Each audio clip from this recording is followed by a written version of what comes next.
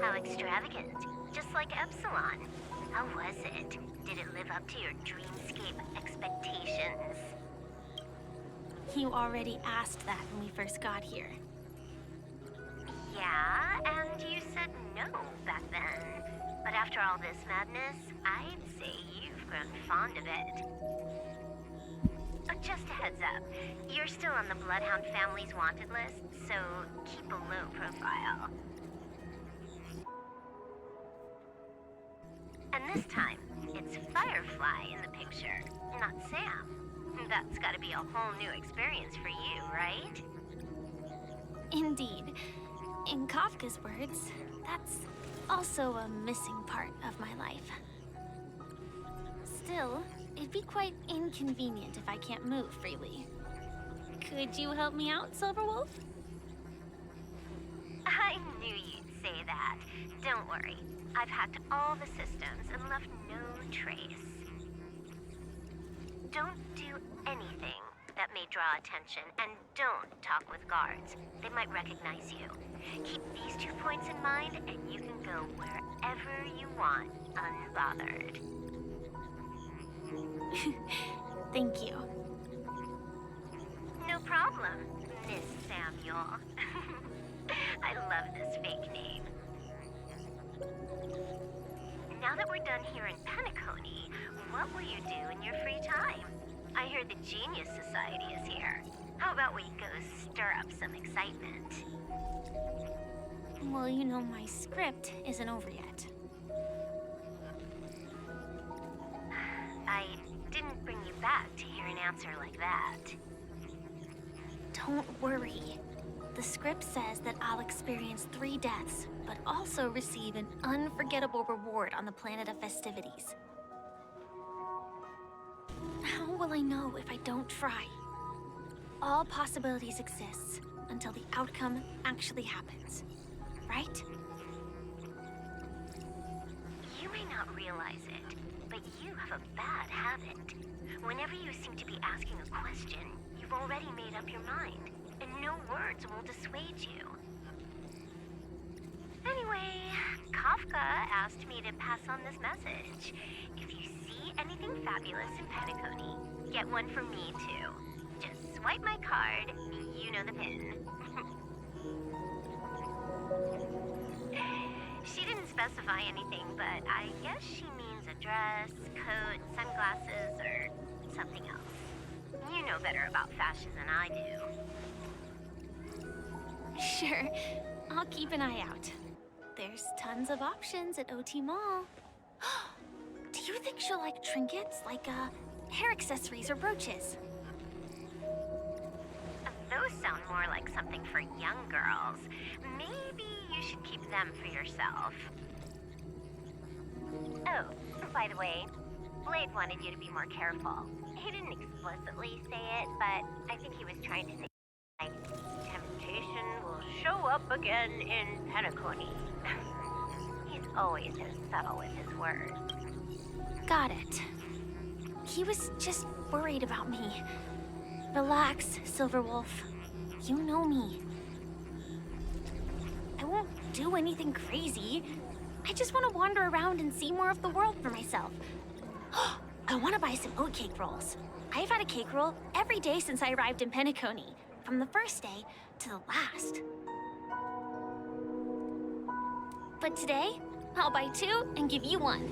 And if you don't like them, I'll enjoy double the pleasure. Or I can bring one to Kafka, as she never refuses. Or maybe I'll give it to Blade. He'll appreciate it. That's not written in the script, right? But as you see, I have added new footnotes to my destiny.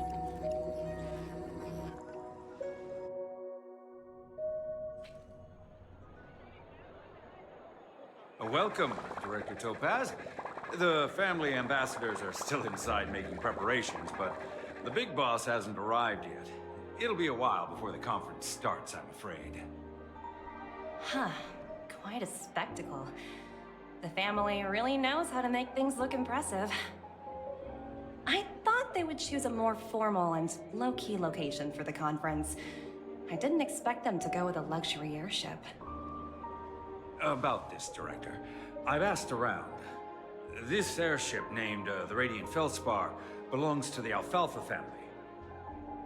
This conference between the IPC and the family will have a direct impact on Penacony's future.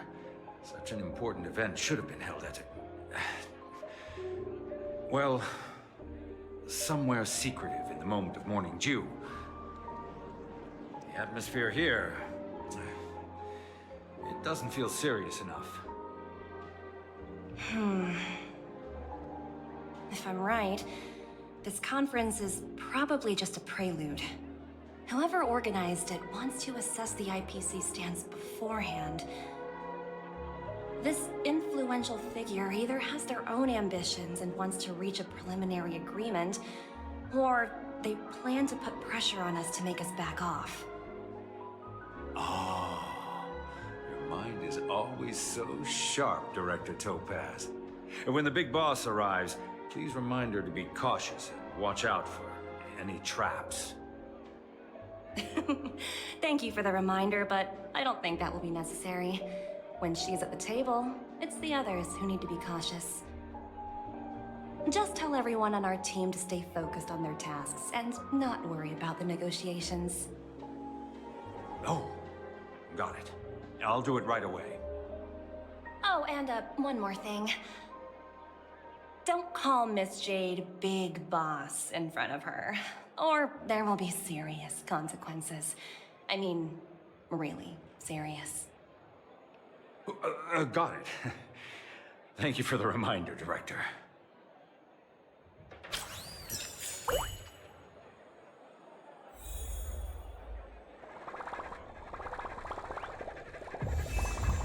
Tripped and fell right here.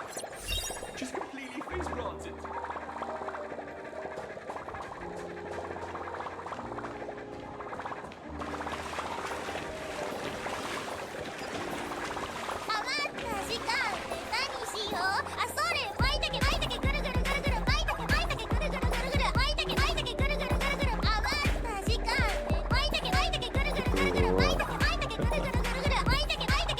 Pagi sekali. Pagi hari. Oh, pistol.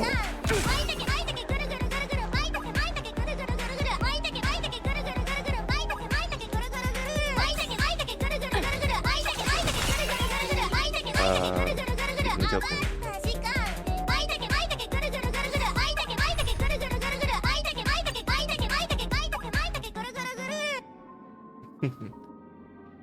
Mas pagi. Karena apa ya?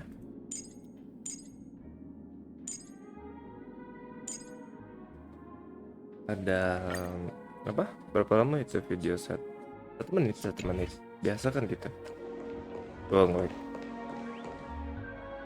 render ya.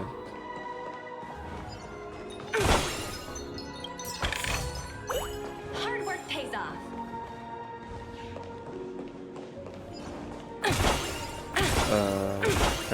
Karena sekarang ada orang tua pulang ke rumah, jadi kayak apa namanya,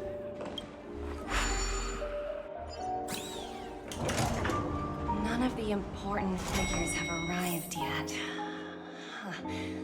Looks like the conference won't be starting for a while. jadi kegiatannya Awesome place. I think I'll take a bangun little pagi walk banget, around. bingung mau ngapain. Pada di rumah, pada di rumah. Oh, are you hungry, Numby? Food in the dream. Shouldn't taste bad, Pada di right? rumah ya, pada ya. Numby, catch!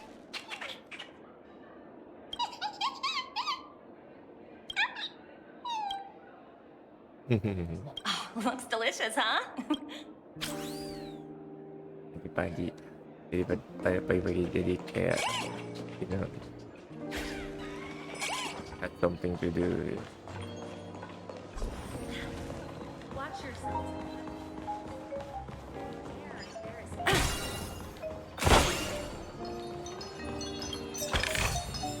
Oh, free stuff.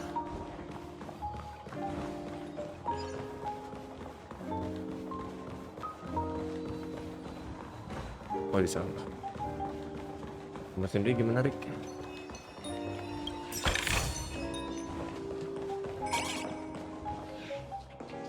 Bukan mau chest terus dia. Watch yourself. Don't you dare embarrass me. Kalau kamu sendiri pagi-pagi lagi apa?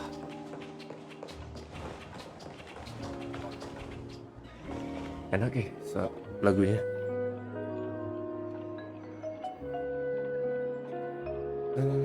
Nyantai ini.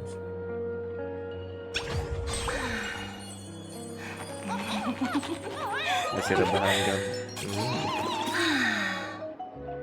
BGM-nya enak banget. So many buttons. How many centuries would it take to press them all? Huh. Didn't expect those pooches to actually recycle them all. Enaklah punya Nambi. Huh? What are these? Kan maksudnya BGM lagunya ini loh. Chill. For your safety, please stay away from those objects. For my safety? Are these buttons something dangerous? Not exactly. Lately, there's been a prankster in the Sweet Dream who's been handing out strange button devices to anyone he meets. According to those involved, he said something like, "Just press this button and all of Penacony will explode." Luckily, no one believed him. Still, the Bloodhound family collected these buttons just to be on the safe side. Masih dalam list loh ini. Apa BGM-nya? Pengen aku juga nanti cari.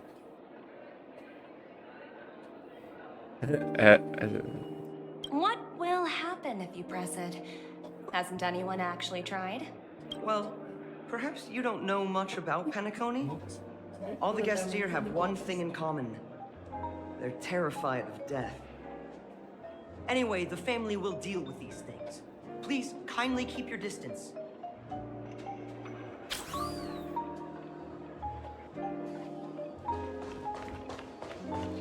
Coba cari BGM ini nih, BGM The Radiant Feldspar. Di atas map ini ada namanya. Siapa tahu nemu. Greetings, madame. What can I do for you? Hello. Could you tell me more about the Radiant Feldspar? I assume you are the ambassador of the IPC Strategic Investment Department. It's my honor to assist you. The Radiant Feldspar is owned by Mr. Odie Alfalfa, head of the Alfalfa family. Mr. Alfalfa invested a significant amount in building this luxurious airship an Ember era ago. Enggak. And it has been Punya sailing ini tuh across the 12 hours lumayan of gitu. Dreamscape ever since. Oh, so it's owned by old Odie himself. No wonder the ship is so lavishly decorated. Indeed, Mr. Alfalfa has impeccable taste. Only the most prestigious guests are invited by the Alfalfa family to board this airship. Please allow me to continue my introduction. The Radiant Feldspar had been cruising over the Sea of Dreams in Penacony for an entire Ember era. But its voyage was temporarily halted due to the recent reverberation. Reverberation? Oh. Such a formal way of putting it. You're Nonton really TV di belakang downplaying the Mas, whole thing. makanya. I apologize. Please continue. Oh, ada. Following the previous reverberation in the Sweet Dream, the Radiant Feldspar had to suspend its voyage temporarily. Thankfully, the factors that disrupted the dreamscape have been resolved. However, due to, well, certain special reasons, the Charmony Festival, originally scheduled at the Penacony Grand Theater, had to be temporarily postponed. So, Mr. Alfalfa suggested relocating the Charmony Festival to the Radiant Feldspar, taking this opportunity to announce the resumption of the airship's voyage. Ah, well, that would meet the family's needs and also create momentum for Mr. Alfalfa himself. Quite fitting for a legendary tycoon like him. Thank you for explaining matters to me. Goodbye.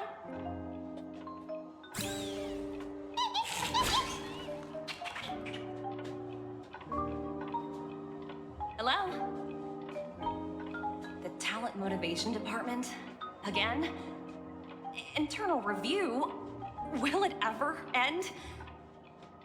I'm working on a major project. I don't have time to squabble with you guys. The way I handled the Urillo case was approved by senior management, and all of the project logs and calls are complete. Can't you check on them yourselves? I just don't understand. Why are you so fixated on this minor case and constantly escalating it? Seriously, what's your purpose? Sounds exhausting. Why not just hang up? Oh. In my opinion, you handled that project quite well. A little ball of ice in exchange for the Astral Express's good favor. That's not a bad deal for the department. Hey yo. It's been a while, little Yelena. I've been looking forward to working with you. Never imagined this day would come so soon. Is there trouble? You can tell me anything. Just like old times. Damn, Mommy Jill. It's Ooh la been a la. while, Madam Jade. I'm honored to have the opportunity to work with you. Madam. You're still so formal, aren't Mommy. you? Forget about the hierarchy. Mommy, Treat Mommy. me as your equal. Sorry, No Mommy. need for Sorry, unnecessary Mommy. titles like madam. Sorry. I'm sorry, but it might take some time to get used to that. Maybe I should make my own voice line and then put it on the soundboard. Now that we're At both Redeem layers of channel. 10 stone hearts, Mommy? Sorry, I sorry. need you to Mommy? be at your Sorry. best. Mommy? Especially since the upcoming negotiations What you leave thought? no room for error. As sharp as you are, I'm sure you've figured out the true purpose of this conference, right?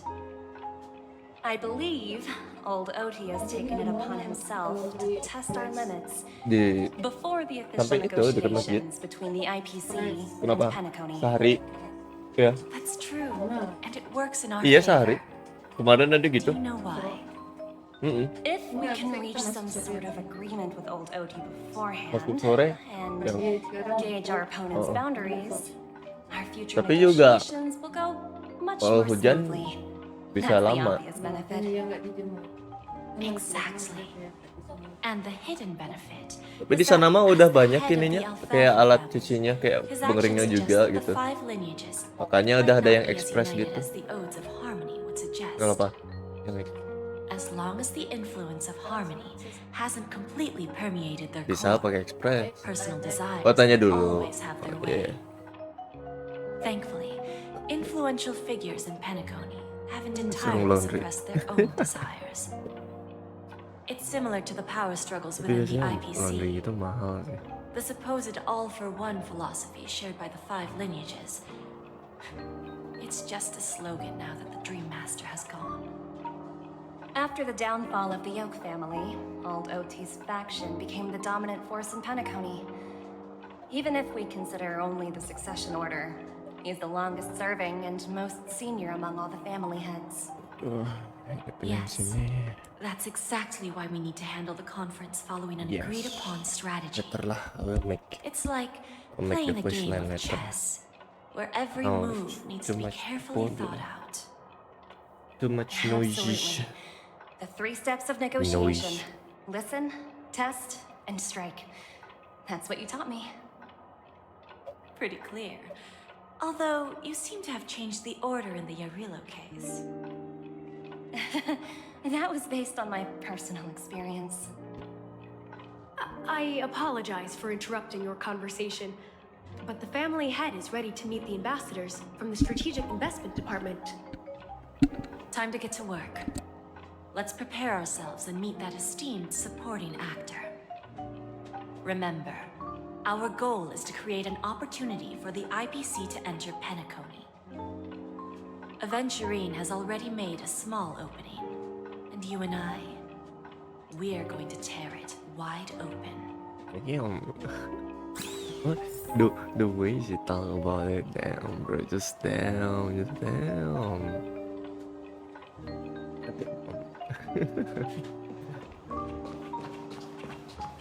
So look at that. Yeah.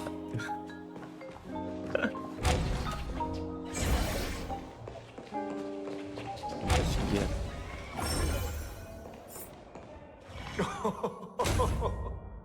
Welcome aboard my ship, the Radiant Feldspar. Smart and charming ladies. Please, have a seat. Let's have a pleasant conversation.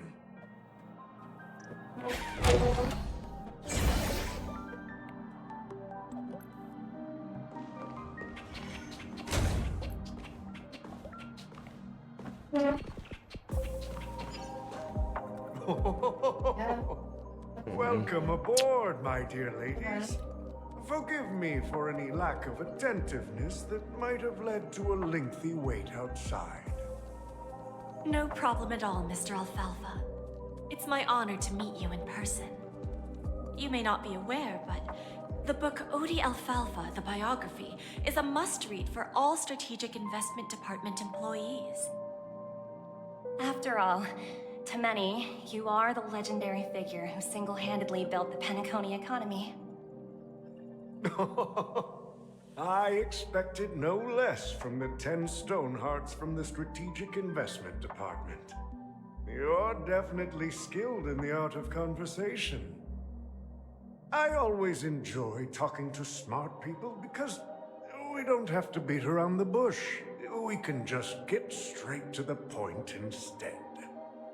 Since I invited you IPC ambassadors on board, I'm sure you've figured out the topic I'd like to discuss, yes? The future of Penacony, if I'm not mistaken. Precisely. Those few words represent a terribly complicated situation indeed. Let's take that golden-haired guy who's not showing up, for example. He put in great effort and almost got himself killed. But what was it all for? Wasn't it eventually to create an opportunity for you IPC to regain control of the precious Astana? The wisdom and experience you've accumulated over 10 Amber Eras are truly impressive.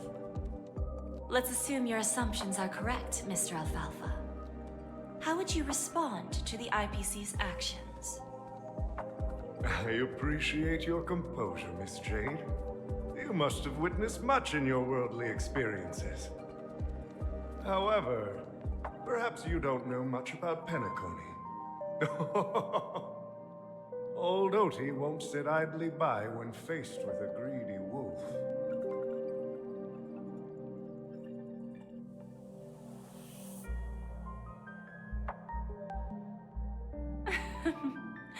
Please, go ahead. I'm all ears. Then I'll be straightforward. I requested this meeting before the official conference to dissuade the Strategic Investment Department from trying to lay a finger on Penacony. If you back off now, you can make a smooth exit and prevent the IPC from losing face during more important negotiations. One of our P-45 executives was attacked and nearly killed in the Dreamscape. The IPC can't simply ignore this incident. Moreover, considering the turbulence during the Charmony Festival, Penacony's credibility has taken a hit in the public's eyes. Despite your determined attitude, the issues plaguing Penacony are real, are they not? You used the term real, Miss Topaz, but let's not forget that this is the realm of dreams. If you want to succeed here, you need ambition and unconventional thinking. Curious about how I plan to respond to the IPC? Well, I don't mind sharing. My actions will help Penacony take a significant step forward by self-listing and going public. Going public? If I'm not mistaken, you want to bypass the IPC and go public on a universal scale. Precisely. Instead of watching the IPC gnaw away at Penacony, I'd prefer to open the doors of the sweet dream to the entire universe. Starting today, anyone in the cosmos can become a shareholder of the Land of the Dreams. This is the path of harmony I'll choose.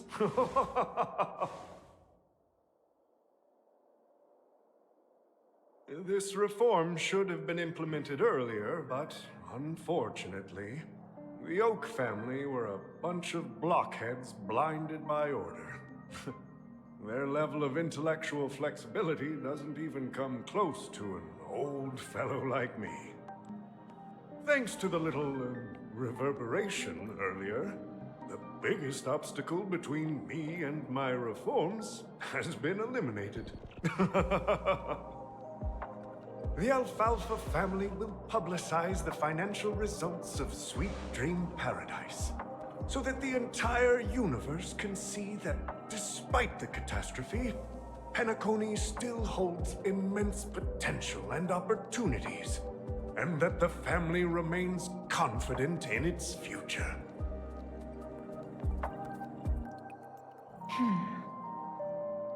Crisis and opportunity are two sides of the same coin. So, you've been waiting for the right moment for Penacony to regain the spotlight. And if Penacony should seize this opportunity to overcome adversity, even if the IPC tries to intervene, every move we make will be scrutinized by trillions of people.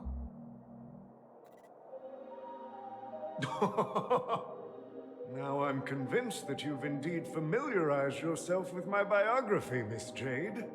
So, about your next move. Please, consider it carefully. Indeed. We need some time to digest such a wealth of information. I suggest we conclude the first half of our conference, Mr. Alfalfa. Please allow Topaz and me to confer privately for a few moments, and to respond on behalf of the IPC later. Of course. Take your time, dear ladies.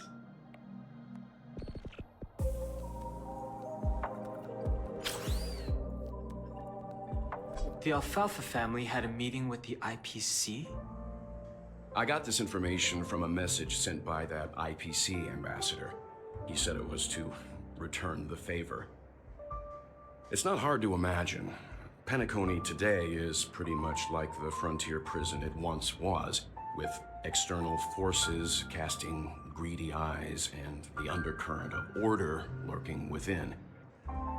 Instead of falling into a situation where they are plagued by both external and internal threats, Penacony would rather take a step back and invite the IPC to negotiate at the table, ostensibly to cooperate, but in reality, to secure more opportunities for their own survival.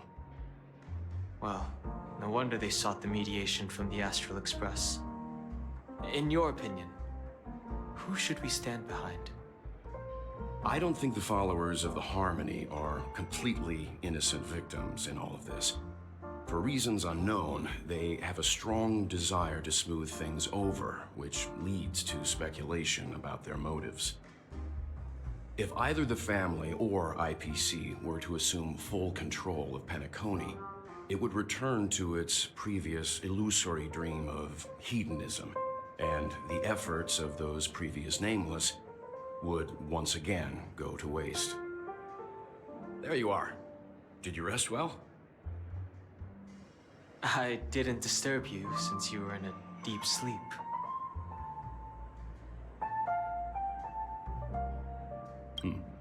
After Enna's dream was shattered, the family branch from the Montour system soon arrived and swiftly took control of the situation.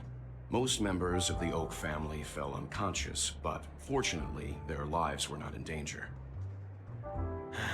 The mastermind behind the plans was confirmed to be Gopher Wood, the previous Dream Master. But by the time we arrived, he was dead already.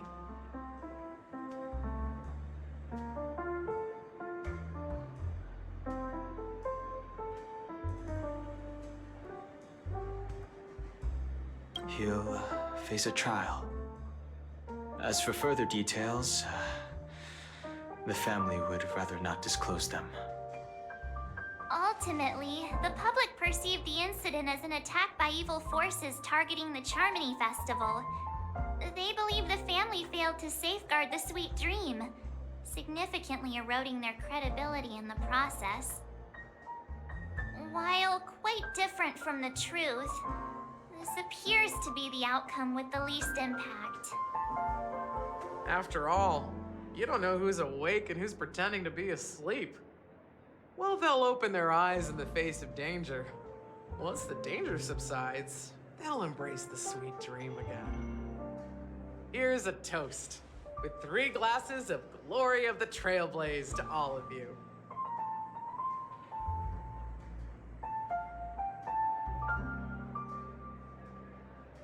Yeah, it's good to see you all again. Although we might be saying goodbye again after this reunion. When will the Astral Express leave Penacony? We'll stay a bit longer, but not too long. So, this is our final meeting then? If this is a farewell, then it seems to be missing something. Music? Atmosphere? Maybe a special drink to honor those who are not here. Let's see. The mixed drink should be solemn, dignified, and unique, as we'll use it to pay respect to those fallen heroes. To the nameless resting in peace, and to Gallagher.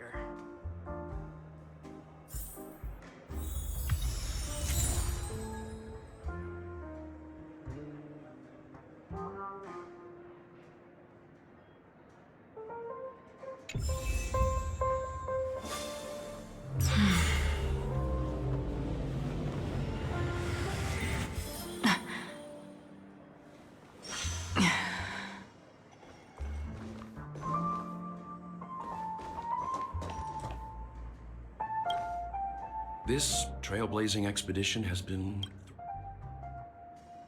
the conclusion of a journey can... It's rare for all passengers. Like I said.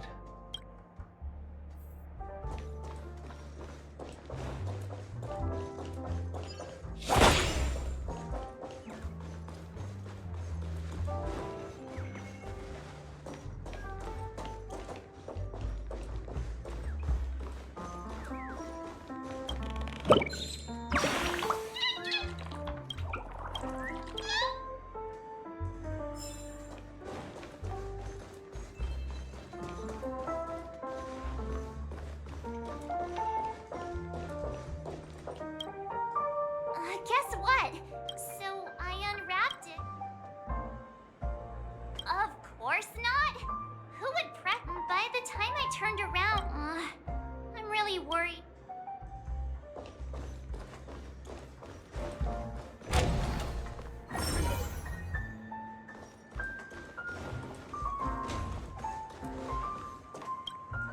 Ready to mix your drink? I'm not sure. We used to discuss everything. I have a hunch. Before we start, would you like to talk to...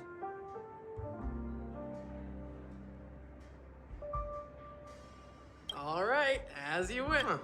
I think I have an idea. Drowning sweetness. However, with the right rate, not a bad choice.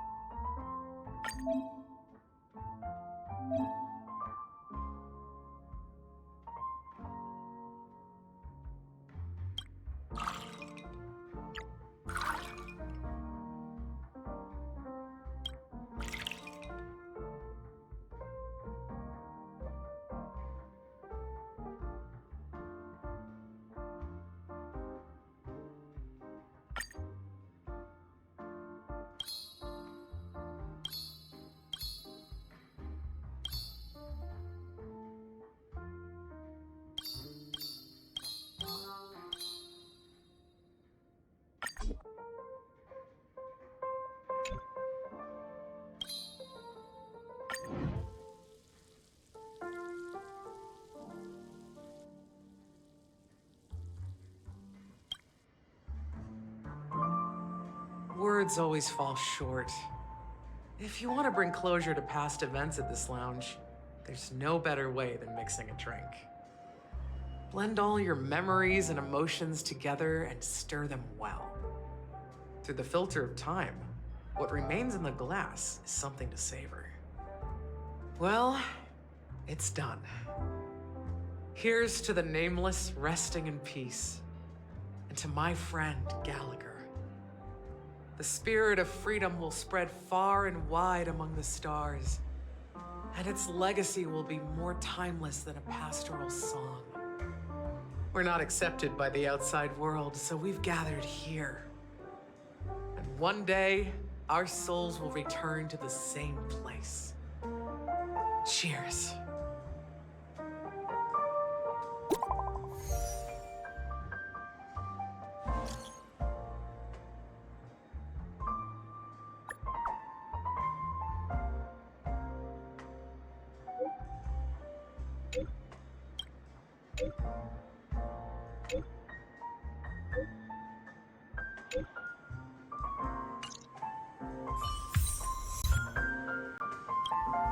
Oh, are you leaving? I've mixed more of this last special drink. Thank you. I'm sure it... If you happen to... All right, enough with whether it's the Astral Express or... And embark towards our tomorrows. Old Odie is a tricky opponent. I didn't expect him to take the risky step of going public at such a critical moment for Penacony. Indeed. He's definitely bold. It's that kind of boldness that made him the Odie Alfalfa he is today. Still, the outcome is uncertain. Shouting loud doesn't necessarily carry any weight. What about the phone call I asked you to make, Topaz? Ah, they agreed. But it'll take some time before they arrive. Just as it should be. The sweet dew should be served after the bitter poison. Looks like we'll be skipping the exchanging apples step this time around. Now that we're dealing with a greedy merchant, a simple apple wouldn't make a difference. Well, I guess I included myself in that remark too. Now I'm a bit curious, Topaz. Do you think Penacony is a quality asset? Yes. Despite its recent calamity, Penacony remains a top-quality asset within the cosmos, with good credit, lucrative potential, and promising prospects. Well, that's obvious. But what I truly wanted to know is, this project is obviously too bland for your taste, isn't it? That's true. I wouldn't be here if it weren't for Aventurine. But despite that, you trust him. You even entrusted him with a cornerstone. Something as precious as life itself, to finish this gamble. Are you not in the same boat, Miss Jade?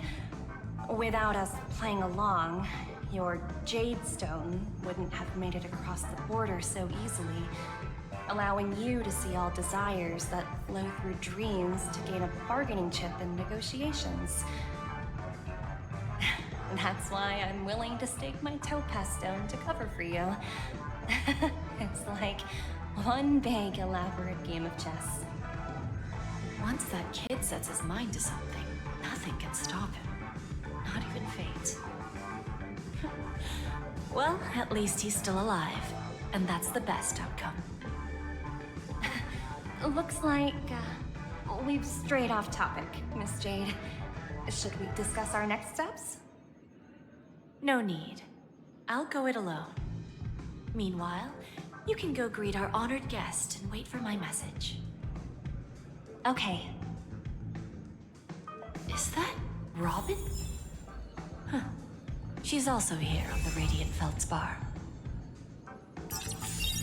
Oh, ada G, halo. Sorry, nggak lihat.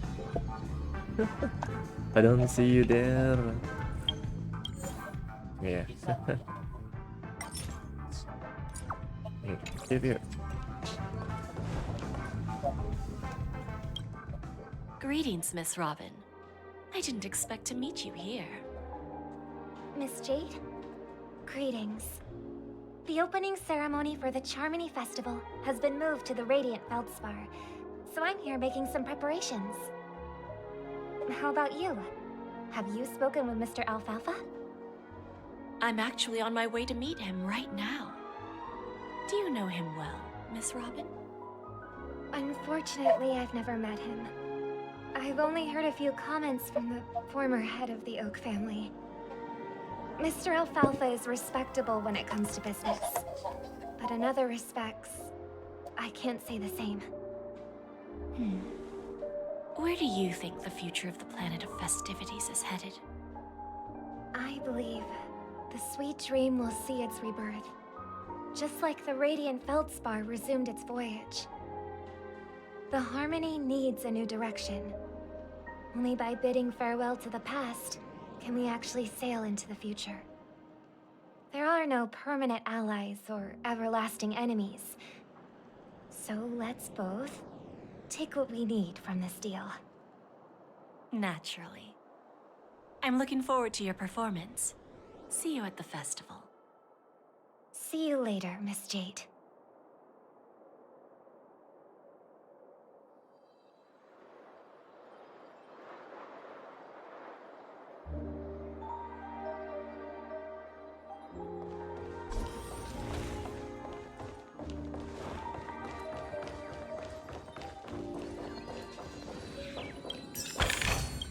Is that all? Hardly worth a shot.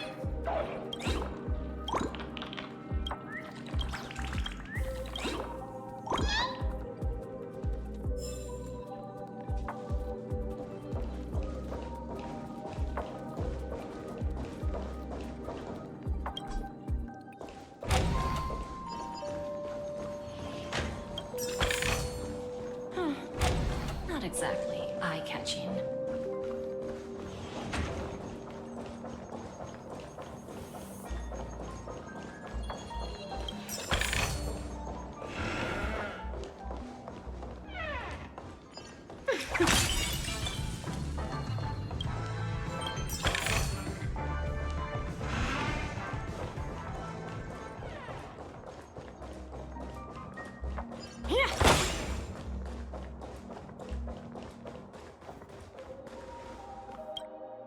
Thank you for your patience, Mr. Alfalfa.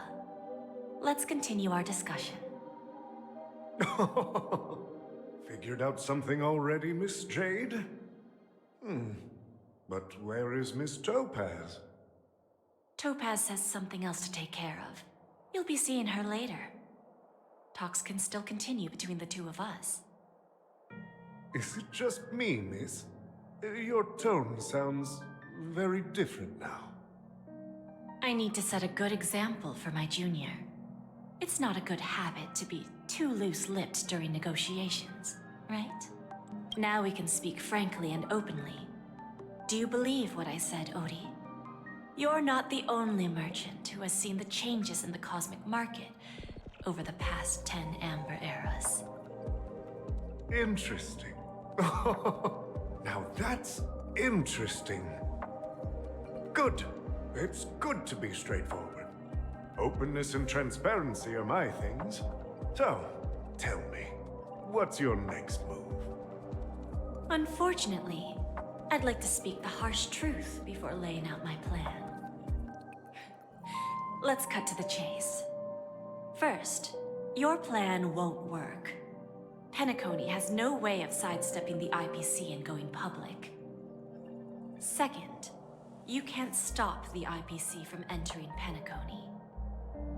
We've got all the time and connections in the world to find a way in.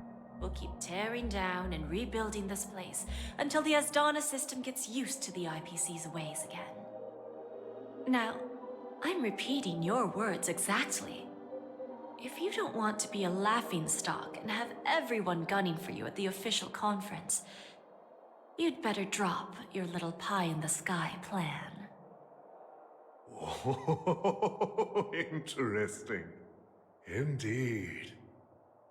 You surely have a way with words. Now, I'm curious to know what you have up your sleeve. Mr. Alfalfa, let's not forget that the IPC controls the biggest interstellar publicity platform. More than half the news networks in the universe take their orders from us. The moment news spreads about Penacony going public, trillions of customers will immediately receive a message like this. The family's protection for Penacony has expired. Any mishaps in the dreamscape could result in permanent brain death.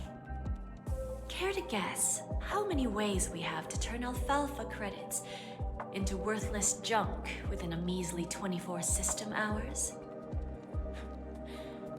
With the entire cosmos keeping a close eye on Penacony, I assure you, it won't be too hard. You really think you can pull that off? Even from Pier Point, as distant as it may be, I'm more than capable of keeping you on a tight leash. However, if you agree to give up that half-baked plan to go public, the IPC will assure you that we'll never jeopardize the interests of the family heads under your leadership. After all, we also need allies here in Astana. The IPC can assist Penacony with financing, starting by acquiring 30% equity shares. With our financial support, stabilizing and rebuilding Penacony will be a piece of cake. 30% equities, eh? Who can guarantee you won't want more in the future? That's the brilliant part of it all. The answer is simple. No one. There are no guarantees. It all hinges on self-awareness and mutual respect. However, the board of directors will consider the interests of the family heads to some extent. You're a smart merchant, old Odie. Isn't the whole purpose of this elaborate game to showcase your business acumen and seek more benefits for the family? It benefits us if we both take a step back. And if that's not enough for you, I'm pretty sure that another goal of making Penacony go public is to expand the influence of the Planet of Festivities and attract more customers. I understand your concern, and I have a solution for that, too. Fine. Now I see your sincerity.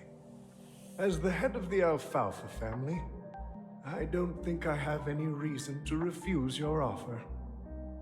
However, as their chosen one, I still need one final answer. Go ahead. I'm listening. When I was a child, I heard the adults recite the tale of the ancient Amber Era, about the ascension of Xipe, the Harmony, and the downfall of Enna, the Order. The Order and the Preservation used to be close in ancient times. So, why does the IPC, as a follower of the Amber Lord, seek collaboration with the family instead of aligning with the Order? The answer is simpler than you think. It's all about credits. Everyone's favorite thing and the universally recognized currency among the stars. The IPC has the power to perpetually ensure their value. With each new world integrated into the credit system, the IPC adds another building block to its cause. Eventually, all exchanges, capital, and businesses will operate within a unified monetary system. By then, all planetary developments will be recorded in accounts with well-defined values and the ability for exchange and circulation. And the heart of everything will be Qlipoth's credit. And then the IPC will be able to exert influence over everything. Our intention is to establish enduring preservation, so I'm sure you can understand. This universe doesn't need two types of order.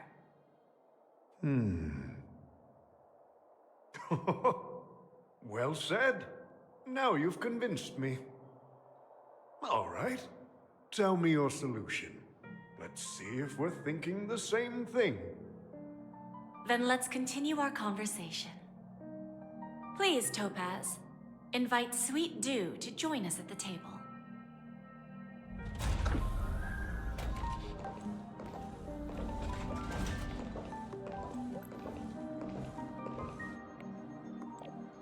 Thank you for your presence, Miss Himeko. Please allow me to introduce her to you, Mr. Alfalfa. This is Miss Himeko from the Astral Express, one of the future shareholders of Penacony. I've heard so much about you, Mr. Alfalfa. It's an honor to meet you as representative of the Astral Express. This stunning lady is the navigator of the Astral Express? It's a pleasure to meet you. I believe everyone here is familiar with the general contents of the proposal. After this round of financing, the IPC is expected to hold 30% of Penacony's shares. Then, the IPC will transfer 5% of that stake to the Astral Express and recommend Miss Himeko as an independent director to honor the sacrifices and contributions made by the former Nameless to the Land of the Dreams. While this decision isn't finalized yet, we are honored that everyone here recognizes the way of the Trailblaze. While the Nameless didn't embark on their journeys for fame or fortune, if this is the wish of both the family and the IPC, I will represent the Astral Express and fulfill my duty as a member of the board of directors. The entire crew has agreed to assist in the reconstruction of Penacony. Beyond that, in our future travels, we are committed to bringing the beautiful dreams of the Planet of Festivities to more worlds. Of course, all cooperation is based on one premise. The path of harmony in Penacony must not be distorted again, and such a tragedy must never recur.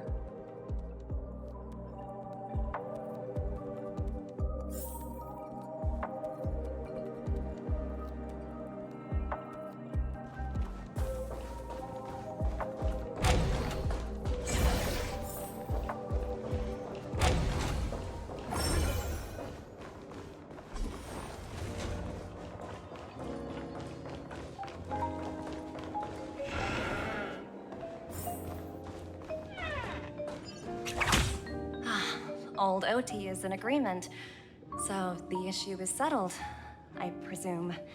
What about the remaining family heads? They will soon realize the situation. When the last question was asked, old Odie represented more than just the Alfalfa family. When should we schedule the formal negotiations? I'll handle the arrangements. It's all up to you. I'll step back and let you handle the negotiations and takeover. I won't be involved. But Miss Jade, this is... Aventurine initiated this case, and you were his project partner. If that kid hadn't overplayed his hand, I wouldn't have been pushed to the forefront. I came here today to help you sort out the toughest issue. I trust you'll be able to wrap things up quite nicely, little Yelena. Of course, there won't be any problems. And please, give Diamond my assurance. Don't worry. Diamond has always trusted us. I'll put in a good word for you, and you'll have your P-45 position back in no time. Radiant Feldspar. What a fantastic ship. Now that my business is done, it's time for me to indulge in my own little hobby. Ah, you want to open a Bon and Jade exchange branch on this ship too? Opportunities like this don't come around often. Just look at the guests on this ship. They're surely holding a wealth of valuable treasures. Well, I'll take my leave. A pawn shop can't run without a boss. See you around, Topaz. I have one more question for you, Miss Jade. Go ahead. That dose of bitter poison. I'm curious as to how you found this information. I didn't find the information. It came to me. It was from a lady concerned with the future of the Harmony. In return, I've agreed to help her with something. But that's for later. We can deal with it after we leave Penacony. You see, that's what investment is all about. The seeds of opportunity are already sown. They only need a little bit of nourishment to take root. And then after, all we need to do is wait patiently. Like right now, for example. It's just about time my final guest boarded the ship.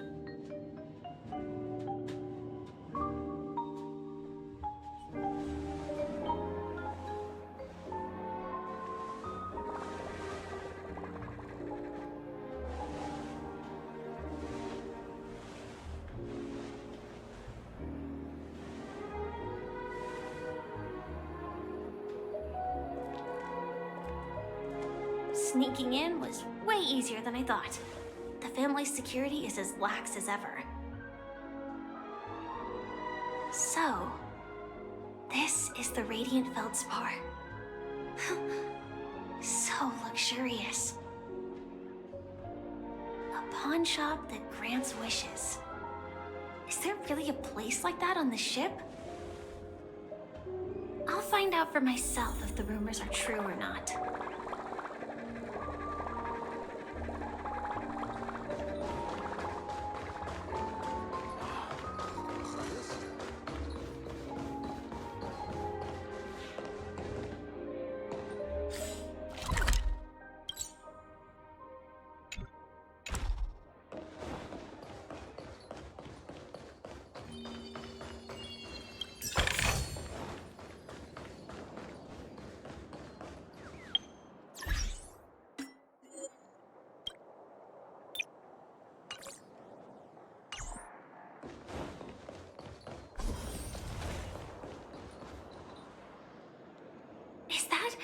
Him? Huh. Vanished in the blink of an eye. So the Astral Express is here too.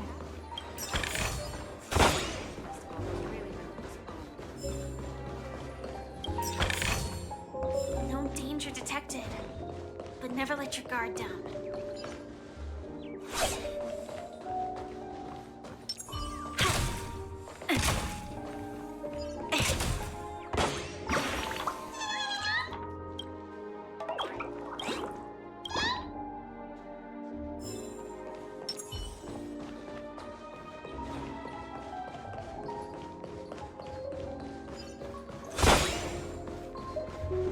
By the way, there's one more thing.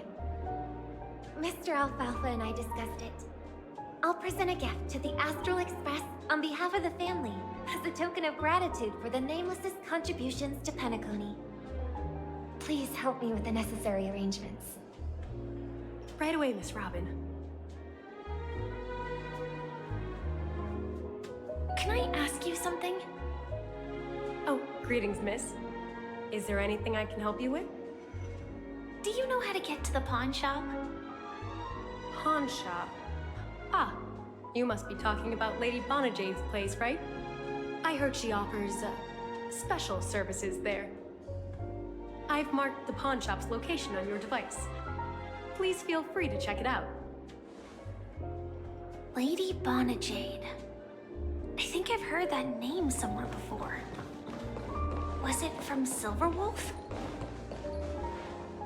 Come to think of it, she disappeared after mentioning that she was going to meet with the Genius Society. I wonder how things turned out for her.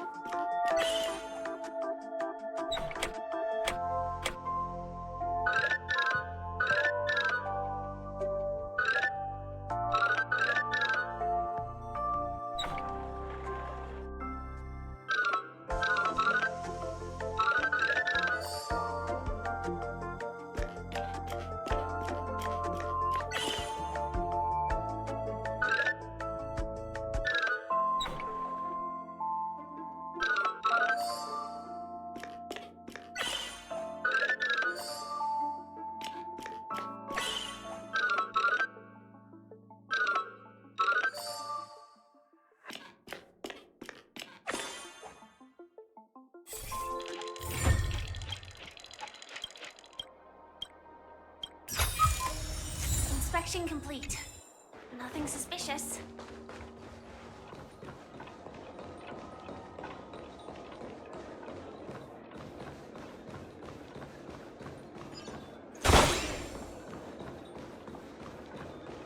What? Pity.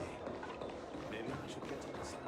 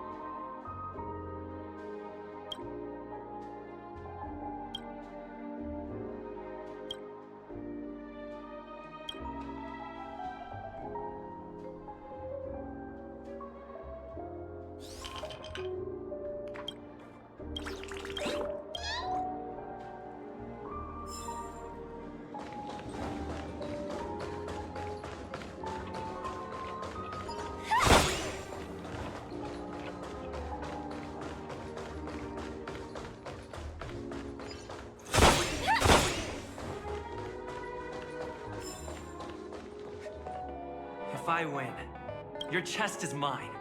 Who said I was betting with you? I did. They are still a ball of fire as ever. Sorry, but I've got to find Lady Bonajade first.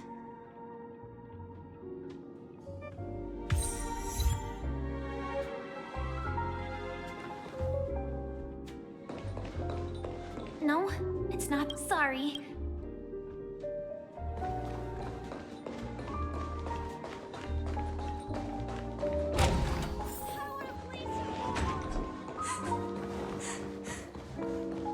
Lost.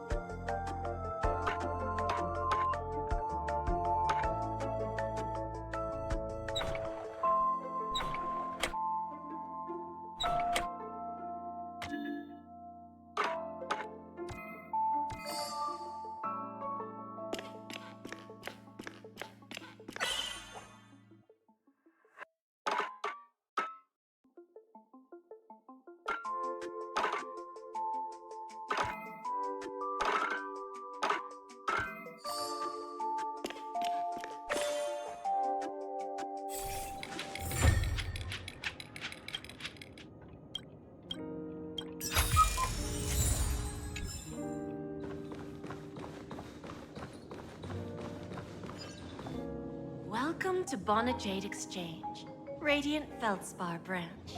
How should I address you, dear lady? Just call me Samuel. Samuel. Nice name.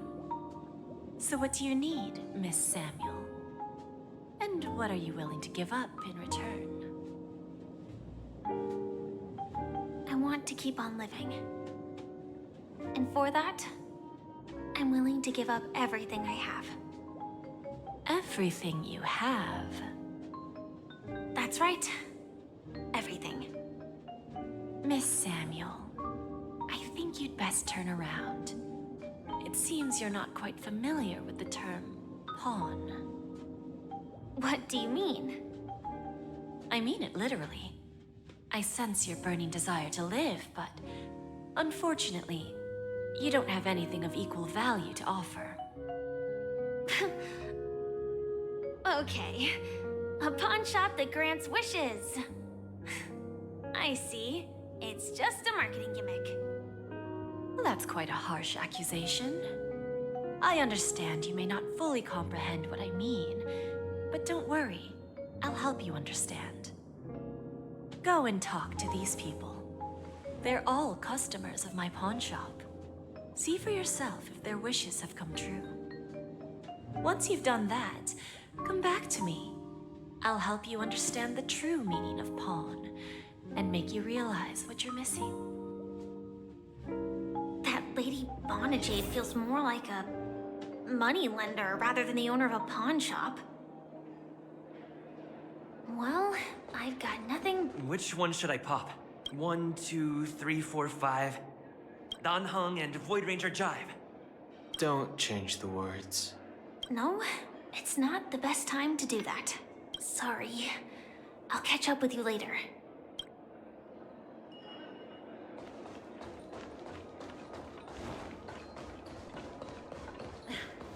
Watch yourselves.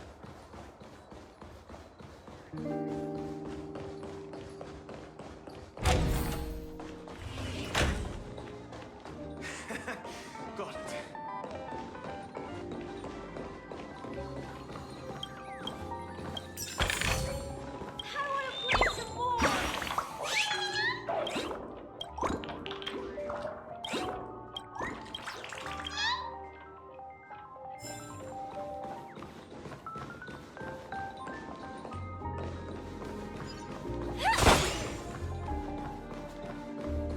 Hey, excuse me. I was here first.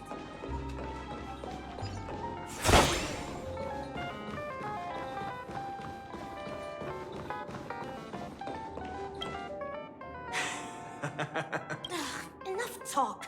This will be our final game. Oh, a big talker, huh?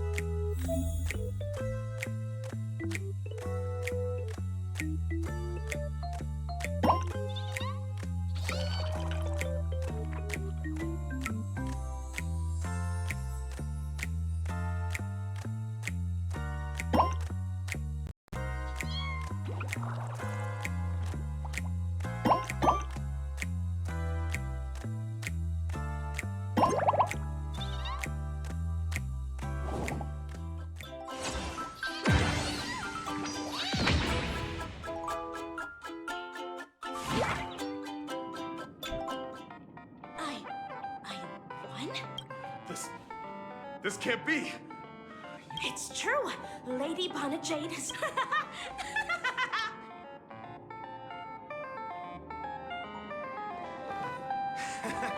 Got it.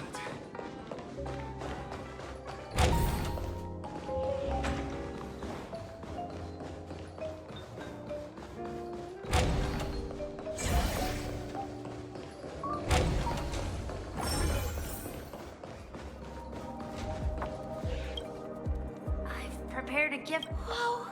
How did you know I looked so... well... I really... I never said yes before. Wonderful. So, shall we go? Yeah, let's go.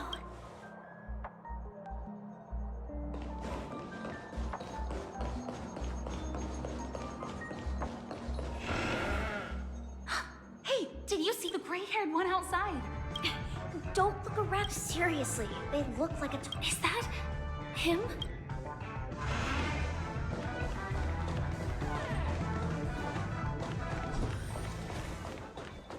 Chirp, chirp. Origami bird. Hey, little birdie. Come on. Calm down already. Everyone's staring at you. No, it's not the best time to do that. Sorry. Okay.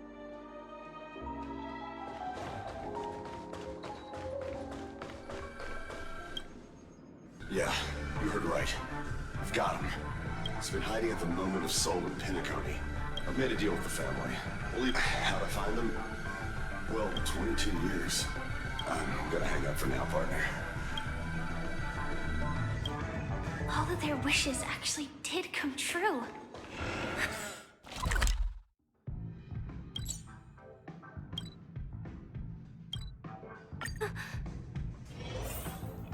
But I just don't understand. How did she do it? So you're back, Miss Samuel.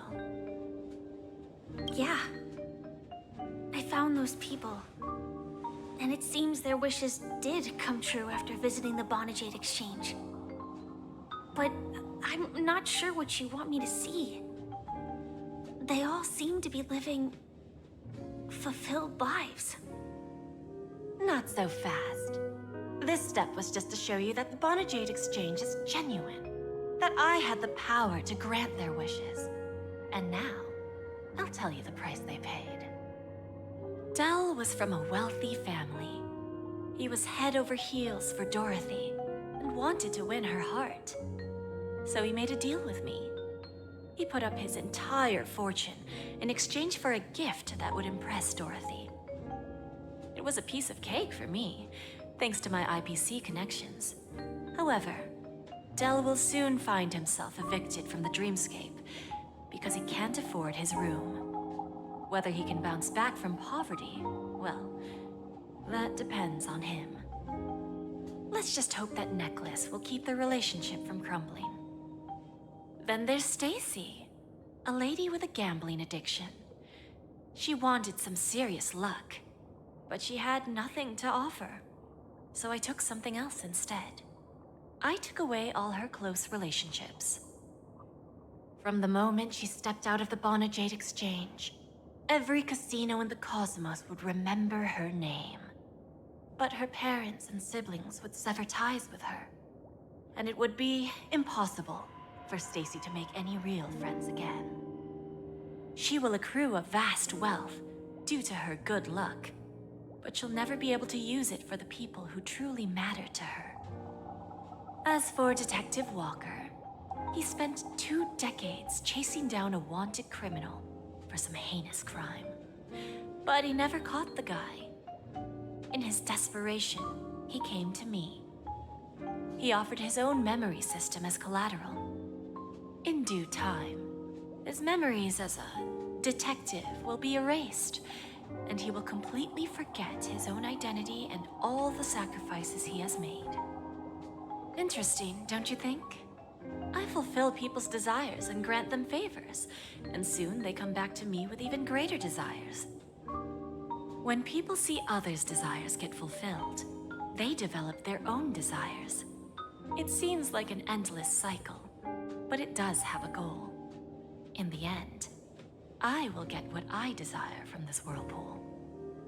And patience happens to be one of my greatest strengths.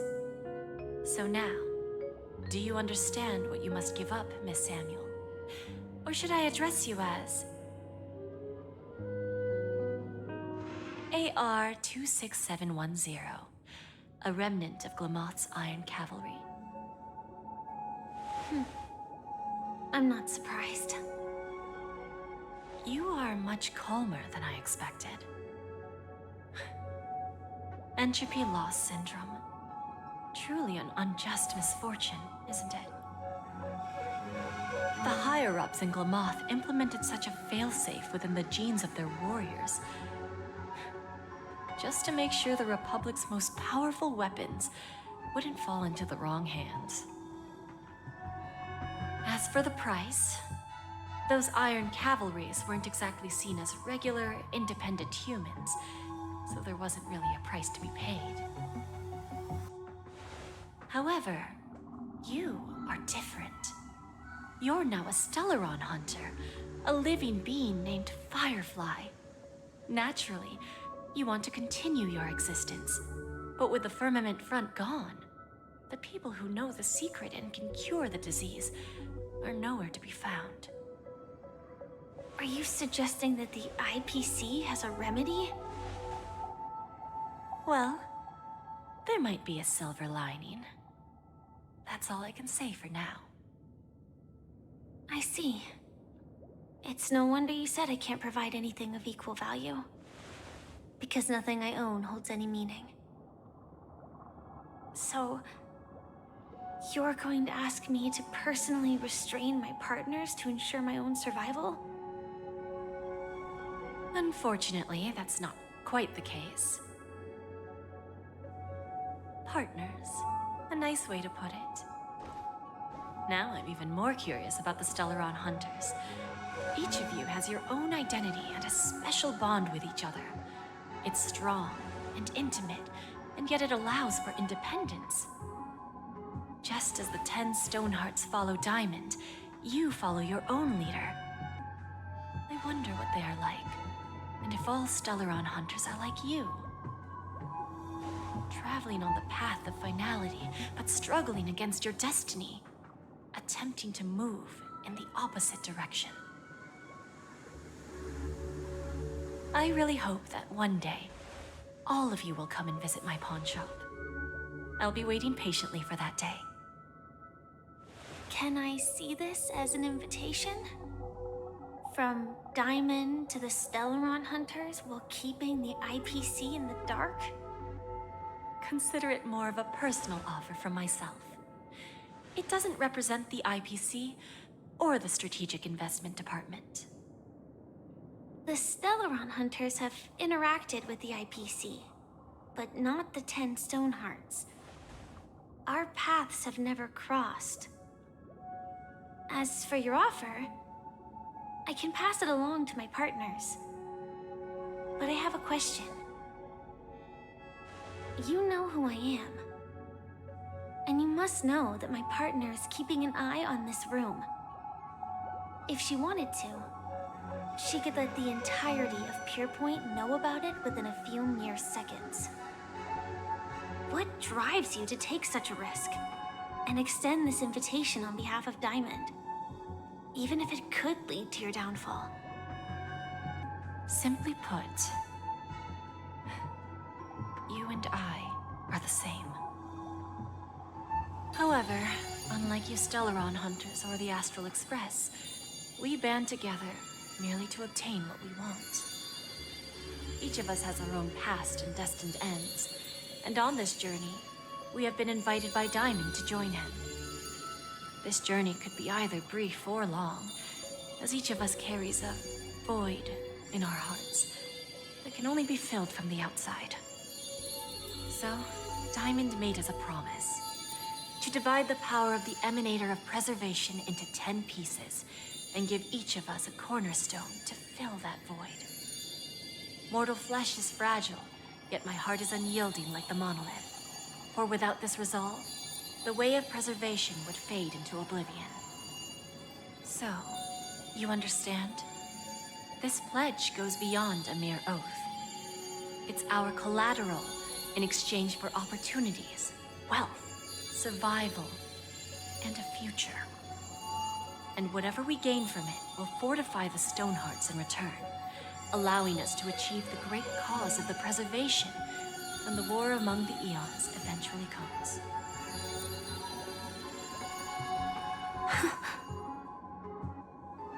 I understand. Take your time, child. You don't need to give me an immediate answer. Like I said, patience is one of my greatest strengths. If fate turns that page, our paths will cross again. It's a shame, though, that this pawn shop can't give me what I desire. My last attempt in Penacony. Well, it ends with hope.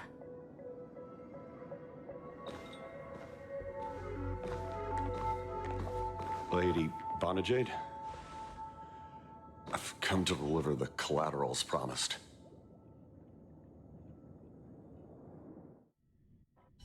Turns out, the meeting to decide the future of Penacony went much smoother than expected, with little debate. Oh, the Charmony Festival's opening ceremony is starting soon. I should head down and take a look. This airship has quite a few treasures. A bountiful harvest.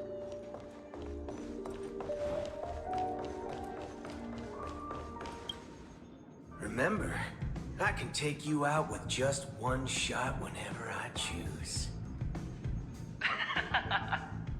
Oh, that'd be my honor. Don't worry, I hate cheating at the table. You better. Ah, look who's here. The great hero of the Astral Express. The most dazzling trailblazer in all of Penacony. Oh, you're here too.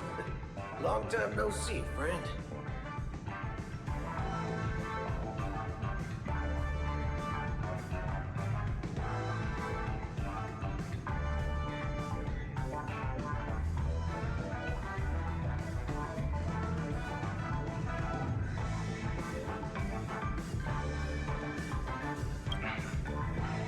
Merely a greeting of platitudes.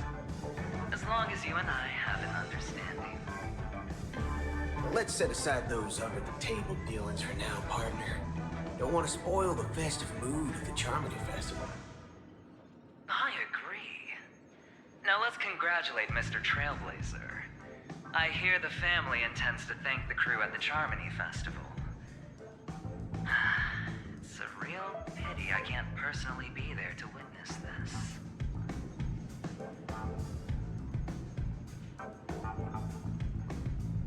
Thank you. And I also hope you enjoy yourself, great hero of Penacony. I'll pass. But I do hope you guys have fun. If you don't mind, let's play a few rounds next time.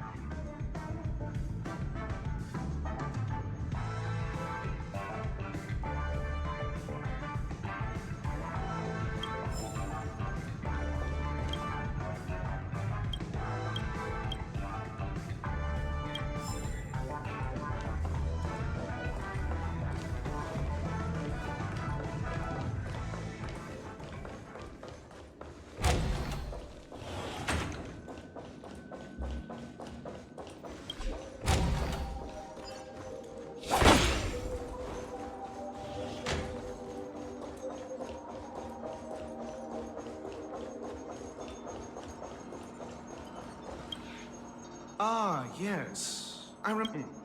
No wonder that gambler likes... Don't try to emulate that gambler's penchant. Very well. The Charmony Festival is about to commence soon. Take advantage of this... Then you'll...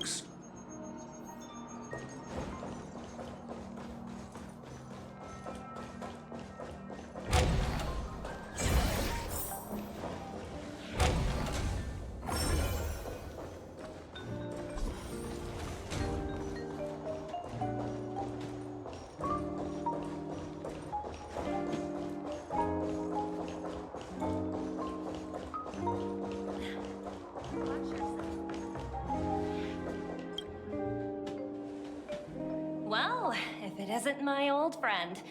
It hasn't been long, and yet, here we are again.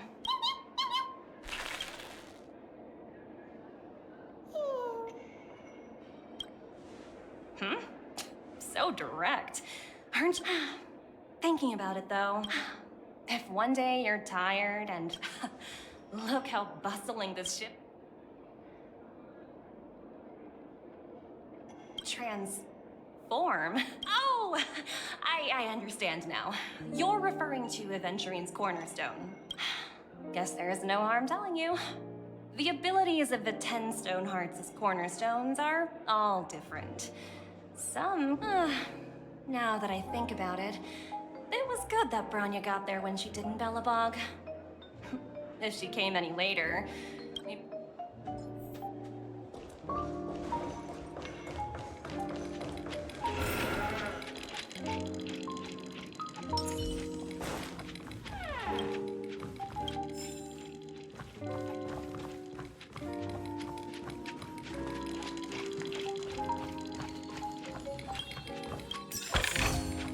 Is that all?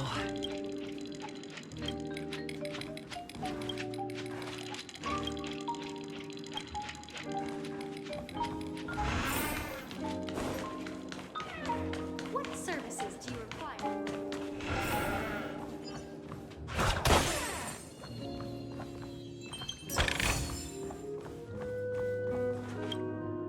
Hey there, lively guy. What should I call you? What a unique... So, mister, what do you wish?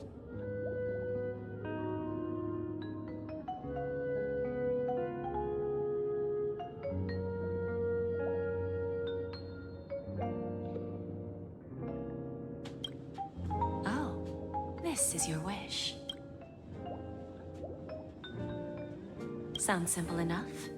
Very pragmatic. I wouldn't be too worried.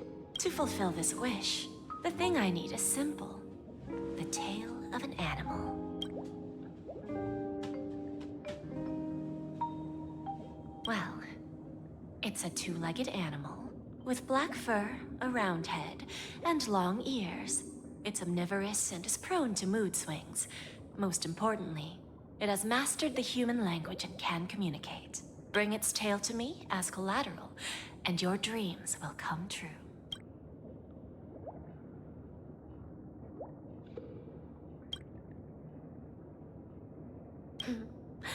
May fate bring us together.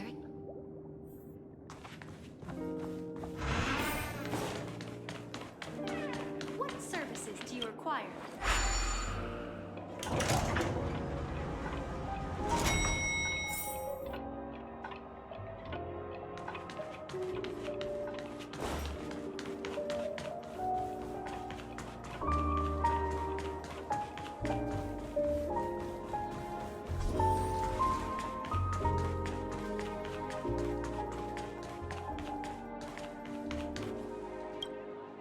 We meet again, my dear friend. Your journey of the beauty is even more elegant than mine.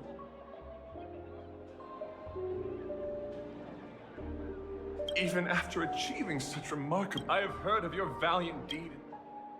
Thank you.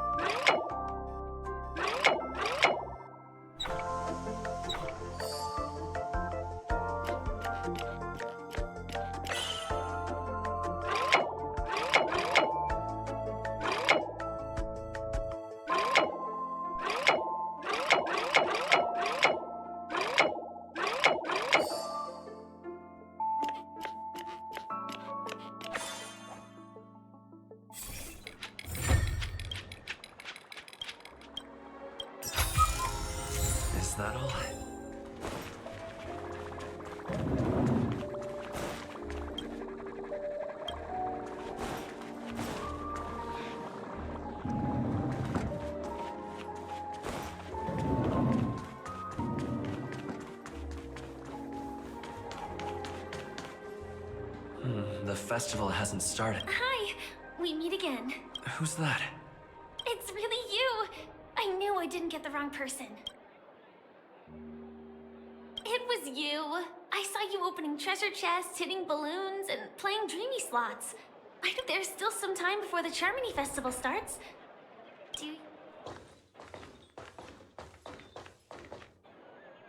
Two murder cases, a showdown with the IPC's ambassadors, the legacy of the Nameless, and a remnant of the Order who dreams of creating a paradise in place of the Eons. You guys even ended up shattering the dream. It's truly been quite a vacation. It's a good thing that you guys managed to overcome all those difficult problems. Congratulations! After the Charmony Festival's opening, will you guys be leaving again?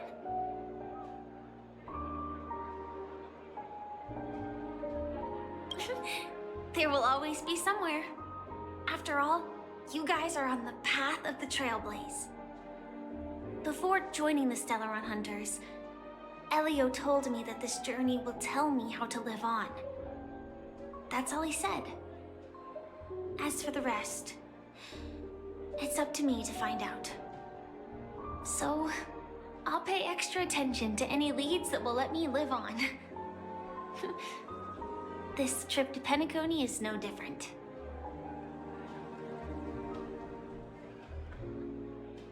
Yes, initially I thought the answer might lie with the riddle of the Watchmaker. I was looking in the wrong place, but I did reap some rewards. Do you know Miss Jade from the IPC Strategic Investment Department? Bonajade Exchange belongs to her. She told me her price, but...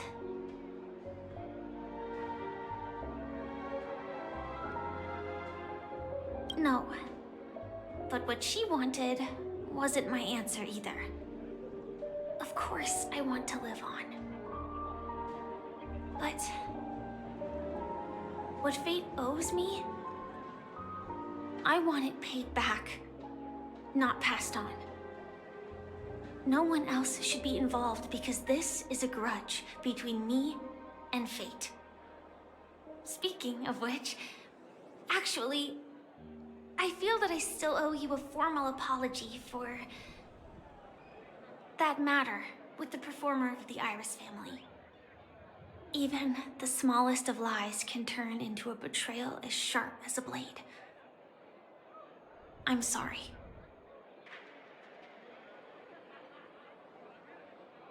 Really? Then it seems what Kafka taught me was correct. To me, hiding is much easier than being honest. Yet, I still want to try expressing my emotions as any ordinary person would. It's that girl! Get moving! Arrest that criminal before the Charmony Festival's opening ceremony starts! I can't believe they've chased me this far. Looks like we have to say our goodbyes. Don't worry about me, just go and enjoy the ceremony. The script hasn't reached its end yet. We will meet again.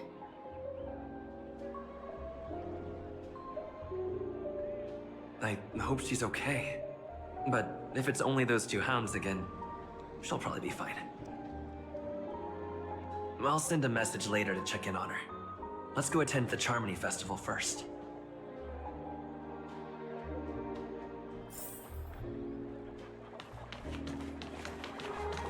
Let's take a seat here.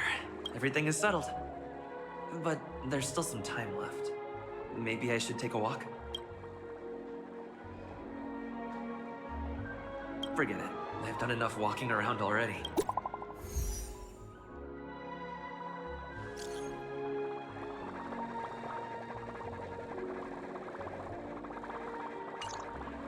Looks like I don't have to worry about her. Let's wait for the opening ceremony. It's Miss Robin! Hey, Miss Robin! Hey, Miss Robin! Over here, Miss Robin! Miss Robin! Miss Robin! Miss Robin! Miss Robin! Mary! Miss Robin! Glory to the family! Glory to the family! I'm your biggest fan, Miss Robin!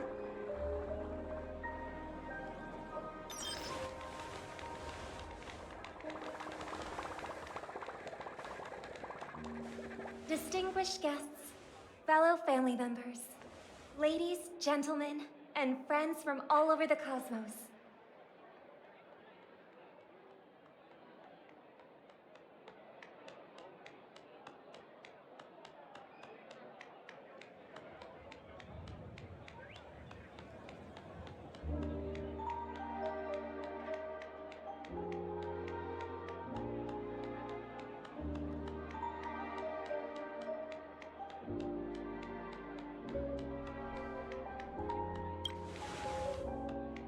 Oh, come on! It doesn't matter if she's talking about the old or new generation. We're all still part of the Astral Express family. And now, the sweet dream is back on track. All thanks to the Trailblaze, of course. If it weren't for everyone on the Astral Express, we wouldn't be able to successfully host this Charmony Festival. Thus, with unanimous consent from the 5 major lineages, Penacony's family, on behalf of all family members throughout the cosmos, offer a token of appreciation to the Nameless. Oh, I wonder if it's gonna be a big one.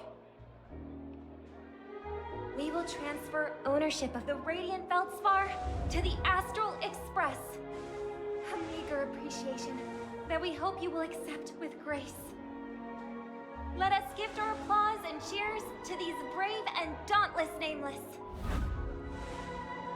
Nameless! Nameless! Nameless! And now, I propose a toast. To harmony, to the Trailblaze, to the future of Penacony and the universe, and to the generous Alfalfa family head, Mr. O.T. Alfalfa. Cheers! Cheers!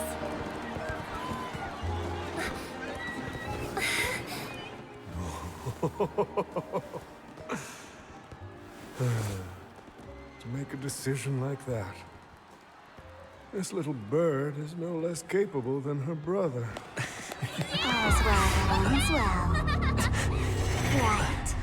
But have you forgotten someone, my gray-haired friend? I put a bomb on this ship. You have 10 minutes to find it. Better hurry. When did this get shoved into my hands? There are still so many bombs. Now...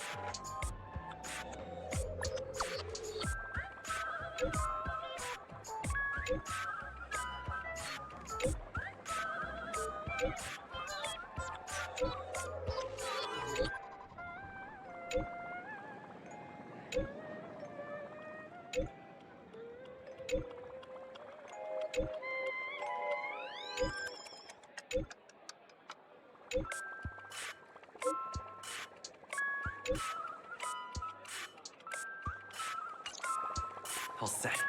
Let's start following the plan.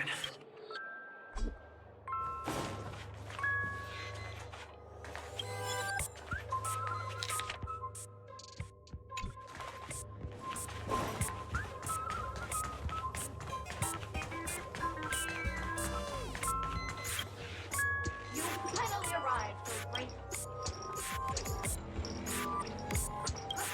This is called foreshadowing. Alright, now that you've found me, it's my turn to complete 5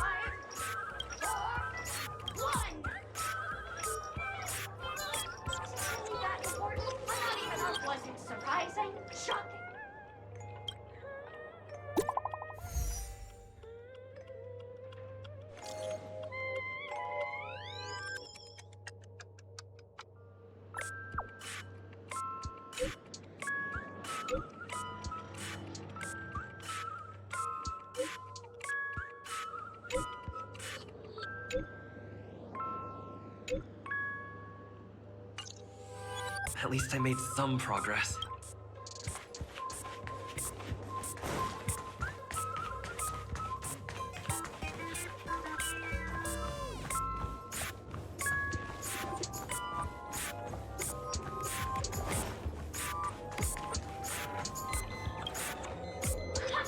You meet again.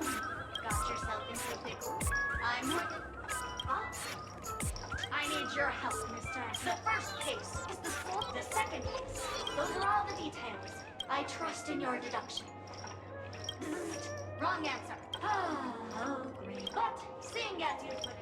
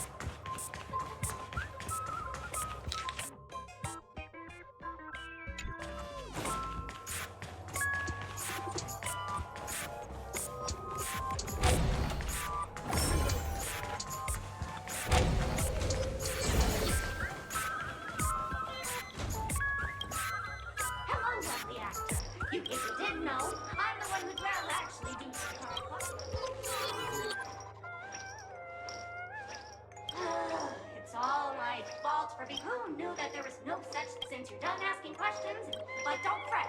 I've also prepared...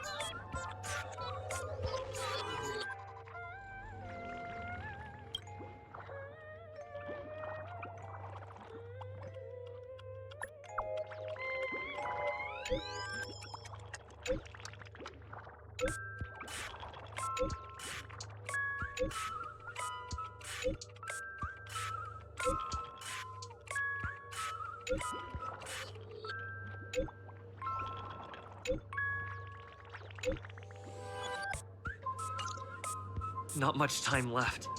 I hope I make it.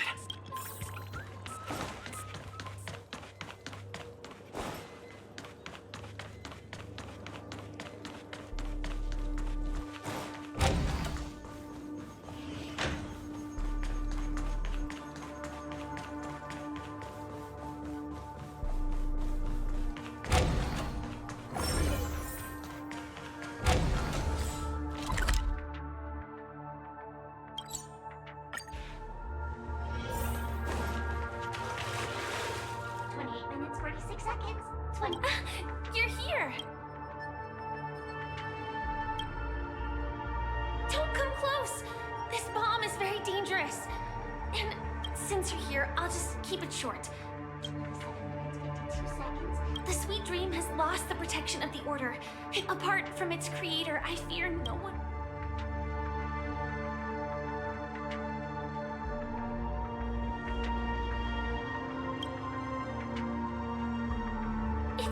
Harold! Time is running out and...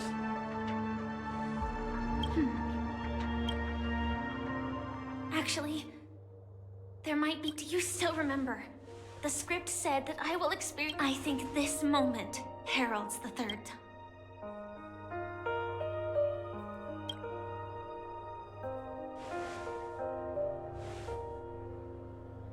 You may already know that I have no way of evoking dreams. I employ a Stellaron Hunter's special method in order to enter dreams, and as long as I can bear the pain of the Memoria pressure, I'll be able to dive into the primal memory zone beyond the dream. I will take this bomb into the depths of the dreamscape, as deep as possible, where there are...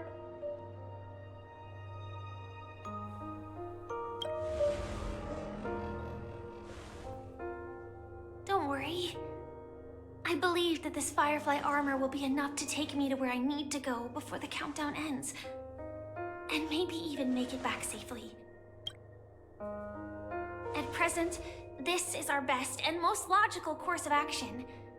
After all, a long story deserves a happy ending. I have some words to share with you, though they were spoken to me by Miss Acheron.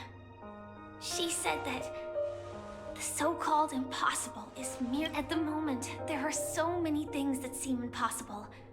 But are they really never going to happen? Maybe it's just that the moment to disprove these impossibilities hasn't arrived yet. Whether it be a literal ending, suffering akin to death, or a harrowing deathscape. Before the appointed destination arrives, they are all the same. Yet I can still make myriad choices. I also firmly believe that when that moment arrives for us to make a choice, the answer to our end will already be within our hearts. It is not destiny that shapes us, but we who shape destiny. The Astral Express and the Stellaron Hunters are like light and shadow. We walk on different paths, intertwined, moving forward and growing together. Maybe the end is predestined, but it is not today. Since things are going too well, let's speed up the countdown. Human life is short, just like fireflies to a flame. So if you have an answer in your heart, always remember, don't leave with any regrets. We have this right, don't we?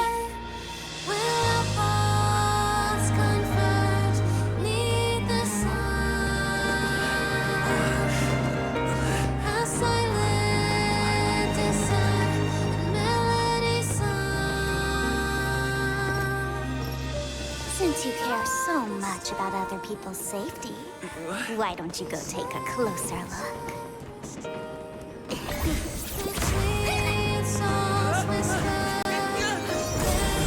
You see, everything is possible in this land of dreams. We each came here with our own goals and realized them in unimaginable ways. Regardless if the result was a sweet illusion or a bitter reality. It was an answer we longed for, day and night. So, why do people choose to slumber? I think it's as you said. Because in the end, we will wake up from our dreams.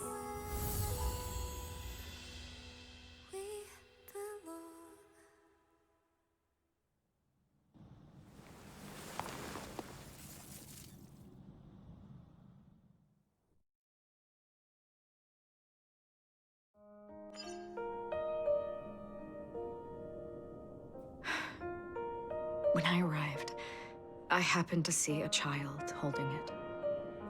He said the flowers were prepared by Aunt Jessie for the watchmaker and the war comrade he'd missed his whole life. Mikhail would place 2 bunches of flowers here year after year. And after he left, it became 3. your wishes will always be remembered by someone. Now, Penacony, as you hoped, has welcomed the dawn after a long, dark night. The path forward may not be a bed of roses, but at least people are prepared to step forth towards freedom. Tiernan, you can go home now. While the Nameless are also preparing for the next stop of their voyage.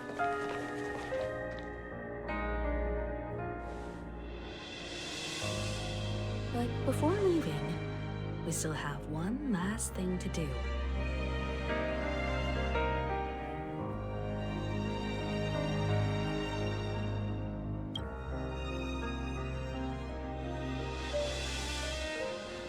It is my honor. I've said many goodbyes. Yet I am glad that this is the first time I speak these words with a smile. But before leaving, I'm sure you all have plenty to say to the Nameless of the past. A fitting end to the tale of the departed.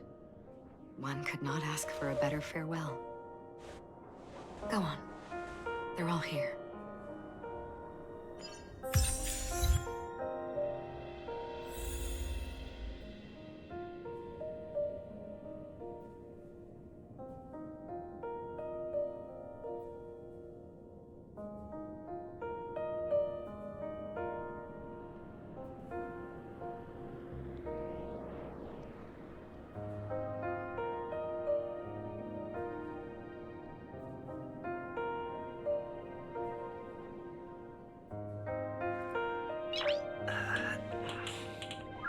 Nice.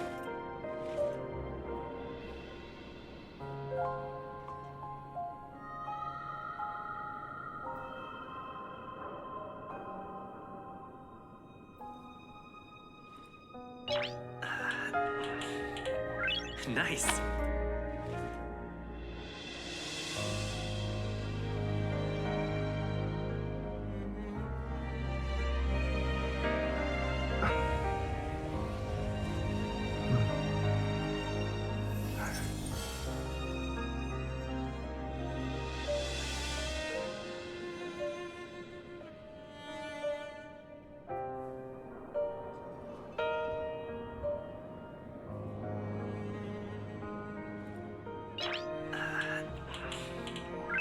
Nice.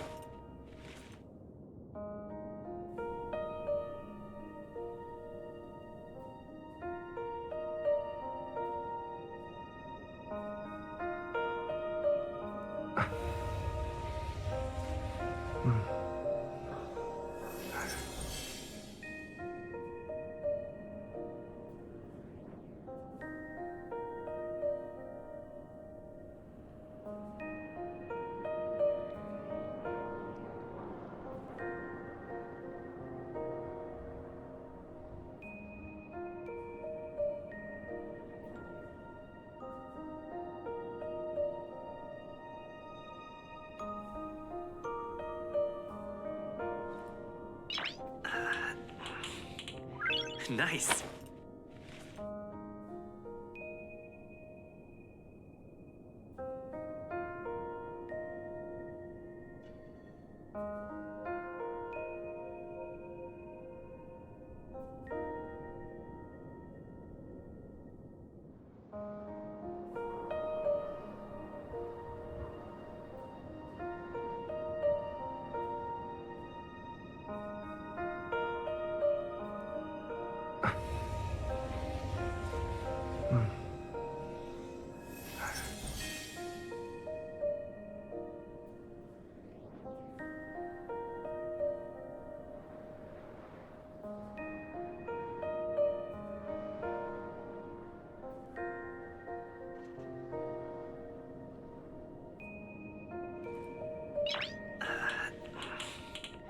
Nice.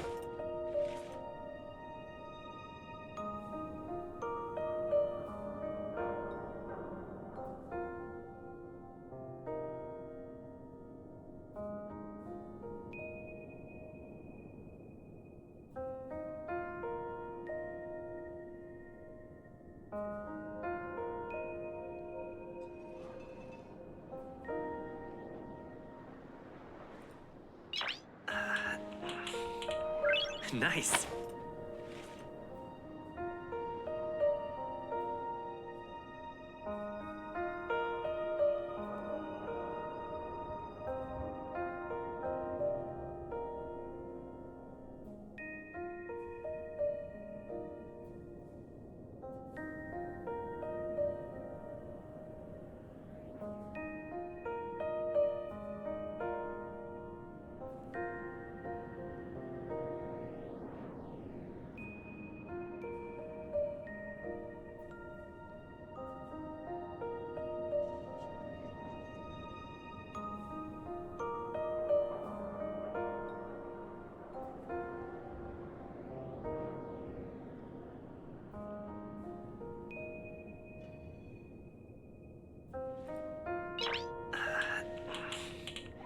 Nice.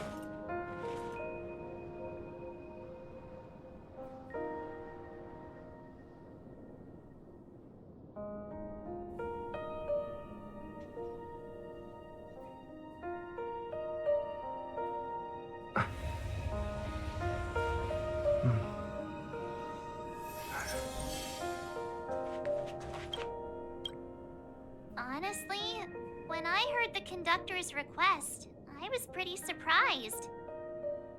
The Nameless. Those who trailblaze, doing good deeds but never seeking recognition. After all this time, how would we even find those 3 people in such a vast place like Penacony?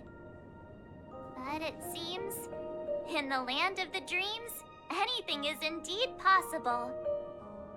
History may not remember the names of the dead, but the stars will attest to their journeys. The first glimmer of light in the prolonged night often illuminates little, as it is fleeting and the darkness too vast. But because of this, people will remember. As long as something shines in the night sky, then when the first star falls, countless more will follow, streaking across the horizon.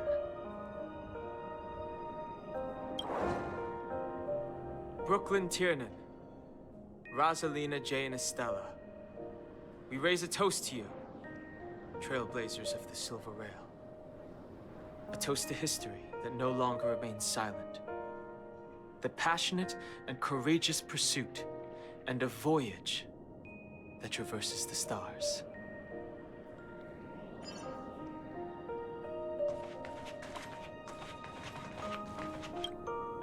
That statue. It wasn't here last time.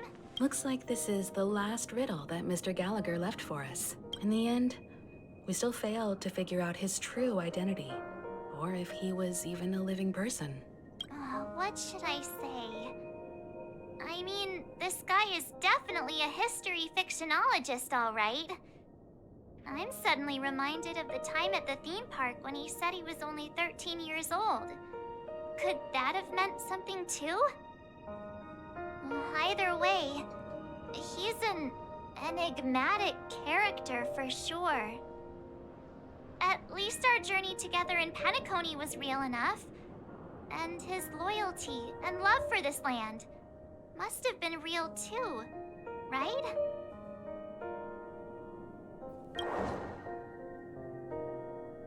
Gallagher, we raise a toast to you, the slumbering hound.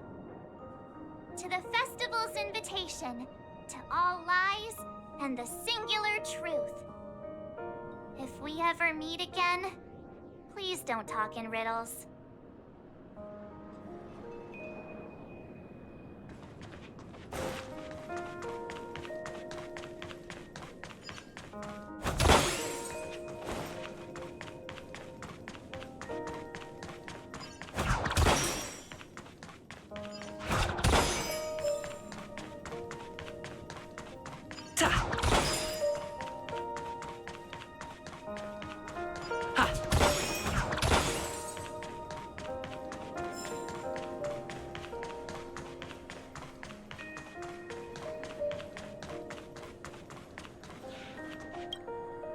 Is the Astro Express ready to depart Penacony? Apologies, Mr. Mika, that we are only now bidding you farewell.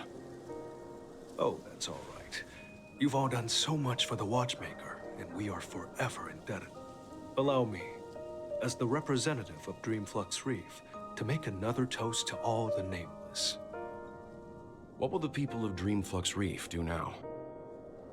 Many will continue to live here. Those accustomed to being awake will mostly have a hard time getting used to a life of darkness with their eyes closed. Though the order has faded, there must be someone to watch over this primal memory zone. Penacony's nights are long, and there are many who are still far from a good night's sleep. As for the sweet dream over there, we're still managing without it, aren't we?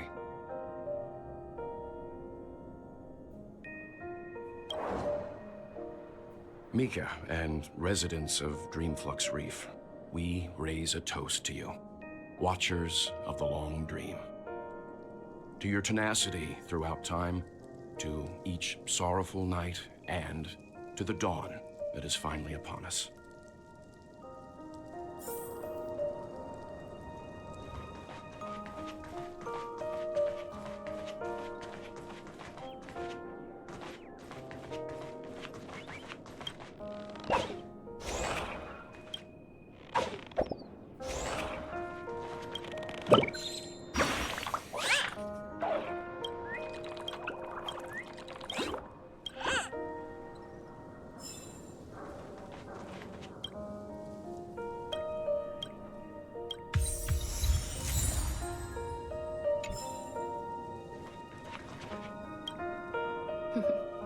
In the end, we still came full circle.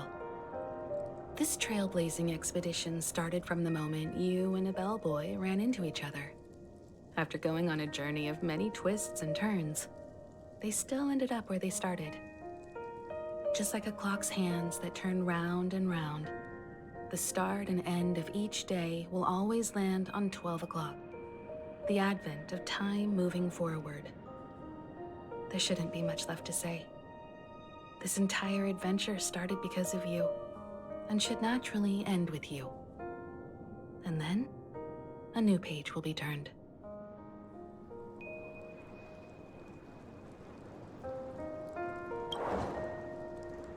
Mikhail Char Legwork, we raise a toast to you, Watchmaker of the Land of the Dreams, Nameless of the Astral Express. To Penacony's past, present, future, and the child's unwavering dream unto death. With that, our duty as Nameless should be complete, right? The Trailblaze can illuminate the way. But ultimately, the future of a world belongs to those who live in it.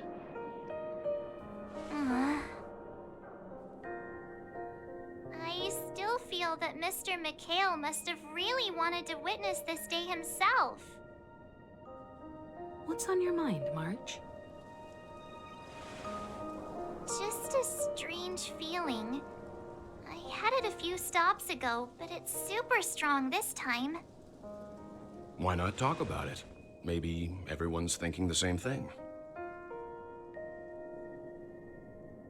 I can't help but think that whether it's Mr. Mikhail, Mr. Tiernan, or Madame Rosalina, their lives must have been long, and they must have experienced plenty of stories. They were also young once, stumbling and bumbling around just like us, getting into scraps and mischief, that sort of stuff. Companions, enemies, journeys, adventures, all the sad and happy memories. The everyday that we're used to, they've lived through them too. But those things are all in the past.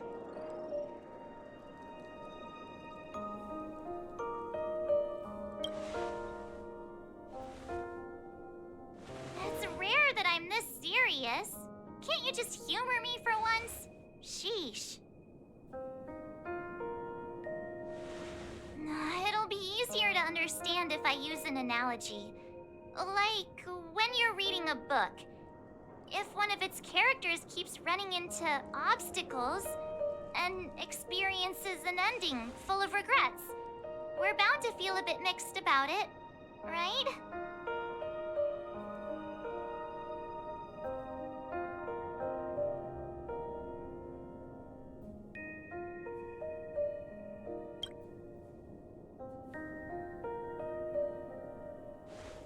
Because we've seen every nook and cranny of their lives, we see these people as special. So, even if there are parts of it that aren't really realistic nor logical, we still hope that their story gets a good ending when it comes. But what if they and we aren't really that special? When Mr. McHale sat in this chair, waiting for the Astral Express to arrive every day, what was he thinking?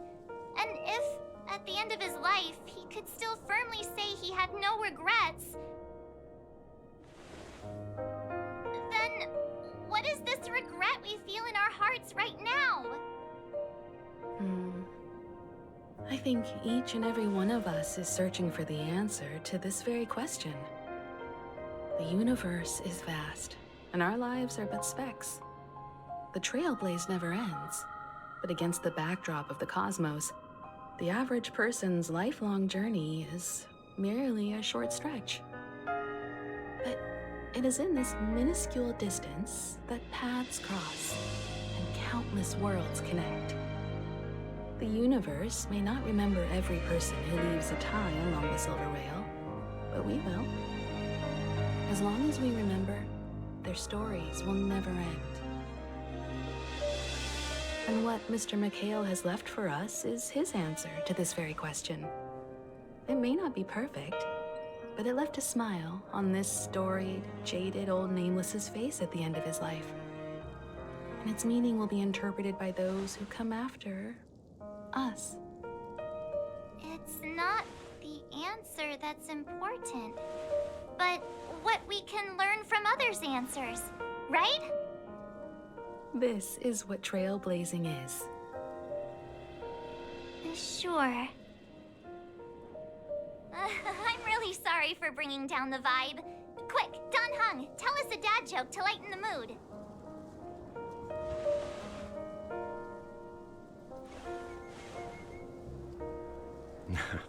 It's never a bad thing to reflect.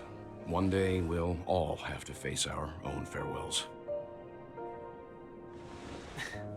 But before that, we still have a long way ahead of us together. So the most important thing right now is to tell the conductor what we saw in Penacony. Then prepare ourselves for our next trailblazing destination. I should get back to the Express. Or maybe I could say my final goodbye to Acheron.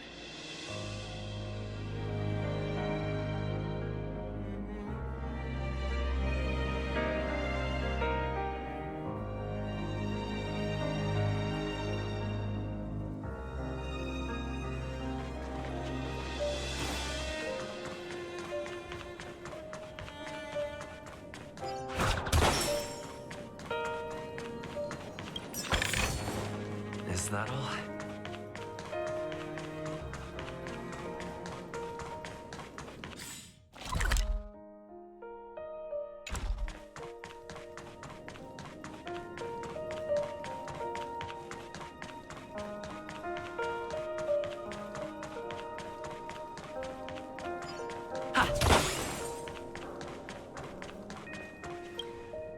Do you still remember when we first arrived in Penacony? Who would have thought our paths would cross in such a way? Come to think of it, I didn't even get a chance to formally introduce myself. Simply put, I'm a self-annihilator who was cursed by the Nihility. My hometown was destroyed a long time ago, and the whole world was erased beneath their shadow. In order to fight against the cruel end of self-destruction, I went on a journey in search of a way to sever the chains of the Nihility.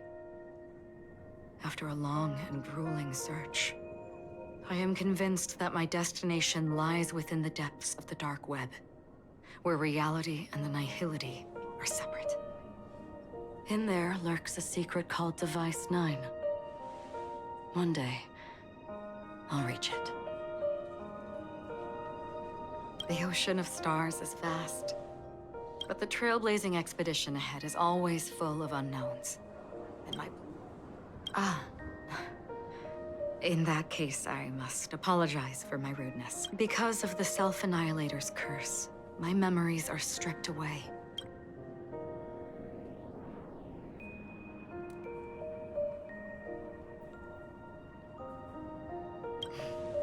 That's right. What matters more is not who I am, but what we have done together. We both still have our own paths to walk. So let's forge ahead.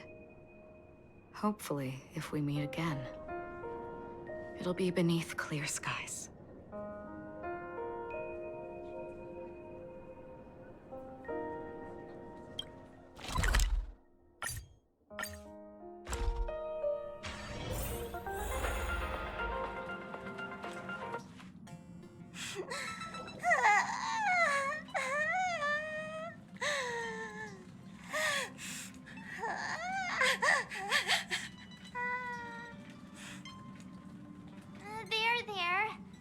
Chin up, Pom-Pom. Don't be sad. Don't cry. Wow. Your method of consolation is truly unsophisticated.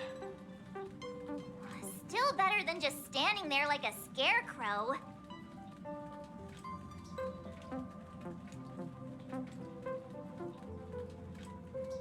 How could you say that? Don't be so mean. And while you're here, why don't you help me comfort Pom-Pom? We told Pom-Pom all about our adventure, and they suddenly started crying. I've never seen Pom-Pom so sad before. The conductor never cries. Pom-Pom is never sad. Pom-Pom is just angry. Yeah, angry. No matter where the express stops, you lot always manage to cause chaos. My well-thought-out timetable completely ignored. If you carry on like this, the express is gonna run out of fuel. That's right. Pom-Pom is just angry. It's not because of Misha, Tiernan, Rosalina, and the rest.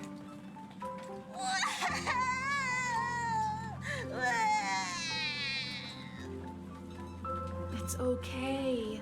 Oh, Pom-Pom, just let it all out.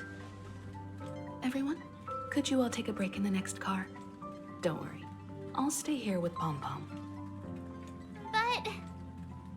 Let's go, March.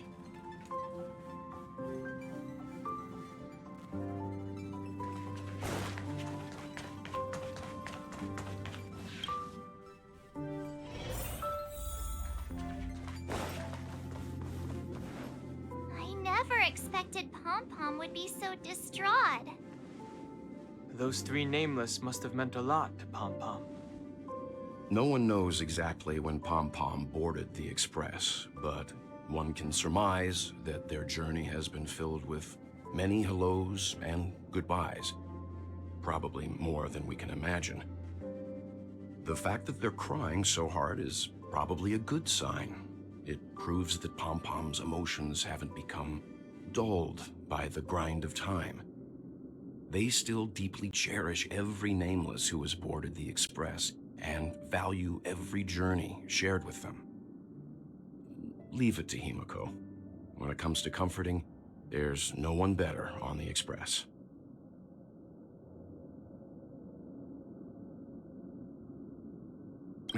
Well, they were a little emotional at the time, but I'm afraid that's not out of the question. Since you joined us, the Express has stayed longer than anticipated at every stop along the way. And to ensure that everyone always makes it back on board, Pom-Pom has had no choice but to delay the warp jump schedule. I see. No wonder I can regularly hear Pom-Pom pacing anxiously up and down the corridor. Turns out Pom-Pom's been silently putting in a lot of work for us. Wow. Different from typical vehicles, the Astral Express converts every trailblaze into the energy it needs to run.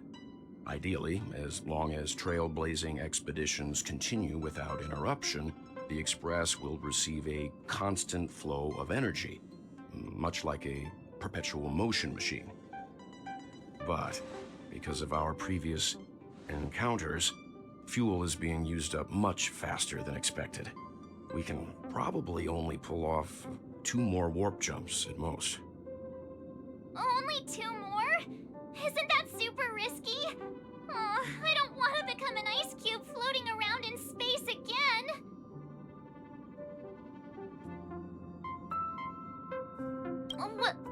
When you put it like that, doesn't actually sound too bad. But I don't even want to become an adorable ice cube floating around in space again. Which also means that we must prudently consider our next destination. Yes, I've already checked the astral charts. The 2 nearest worlds to us are the oceanic planet of Lushaka and the agate world, Melustanen. As for which one we're headed to, that still requires a vote. Or perhaps you might consider a suggestion.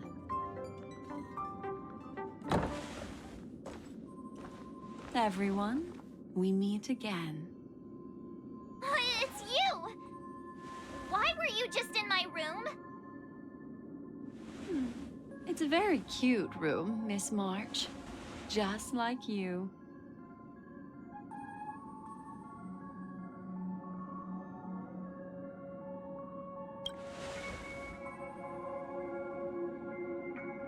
Memo Keeper, let's put aside how you managed to sneak past everyone and board the Express for now.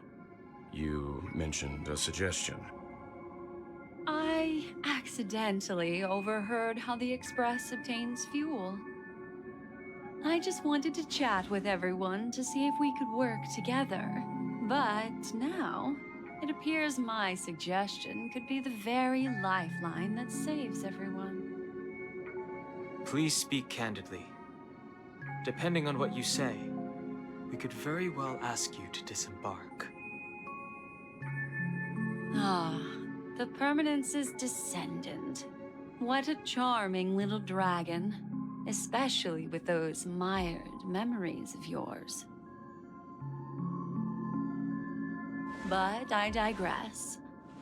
If the Astral Express is in urgent need of a special trailblazing expedition to recharge its engine, have you all considered this? Perhaps your destination could be a world that even the renowned Aki Vili never reached. Should you be able to lay down a new stretch of silver rail, the Express may never have to worry about energy ever again. Trailblazing to a world that even Aki Vili has never been to? Is that possible? Continue, Memo Keeper. This destination of which you speak, what sort of world is it? A world that many across the universe don't even know exists. A world hidden away from outside observation. Its presence only revealed by the light from the mirror of the Garden of Recollection.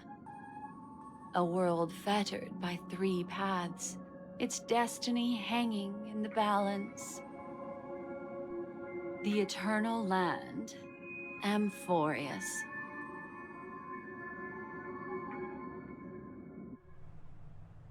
I hope I'm not too late, child.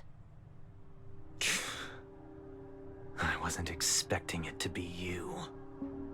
Don't you know how many sentry posts the family has built? And how hard it is to get you out of here? Looks like my time's up. What do you mean? What time? Negotiation, interrogation, or death. My fate lies entirely in your hands, Lady Bonajade. The dance is done. Why bother with the compassionate pretense and give someone who's about to die the chance to talk? Despite your fall from grace, you still look well. I'm very glad to see that you're so full of verve. Do not insult my pride with half-veiled sarcasm. Have you specially come to see me just to sate your vile vanity? Oh, of course not. I merely came to fulfill your younger sister's wishes. To offer you a generous trade. That is, if you're willing to accept. Robin? To build a true haven where everyone can attain peace. That's the oath between you siblings, isn't it? If I told you there was still a chance to realize this vow, would you be willing to talk to me then?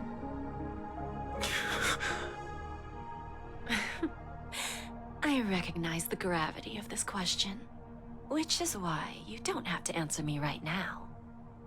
Go now. You are free, O Chosen One, who dare to exceed his bounds, sever your wings, descend to the mortal realm, and walk their lands.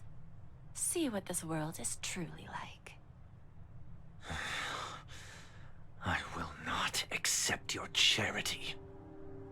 As I mentioned earlier, it's a trade, and you don't have to give me an answer right now. Rewards are not reaped in a day, and if there's one thing I'm best at, it's waiting.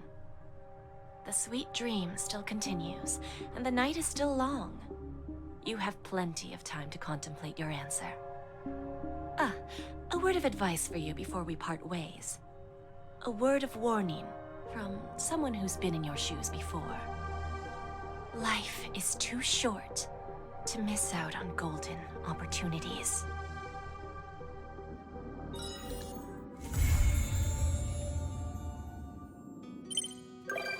Wrapped in biting wind, hearts will never bleed. Frozen and vanished out of greed. In their restless dream, they try so hard to breathe. Nice.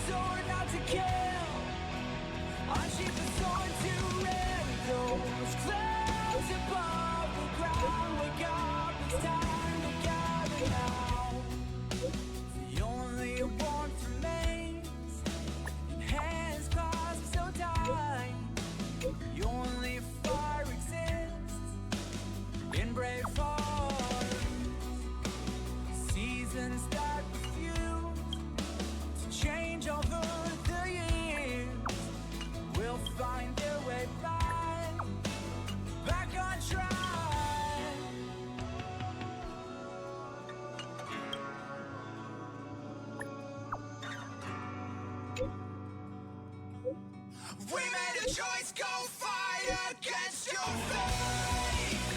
Pain will come with the blade. Pain will wake up the despondent crowd in this storming world somehow. Unsheath the sword not to kill. Unsheath the sword to end those clouds above the ground. Wake up, it's time to gather now.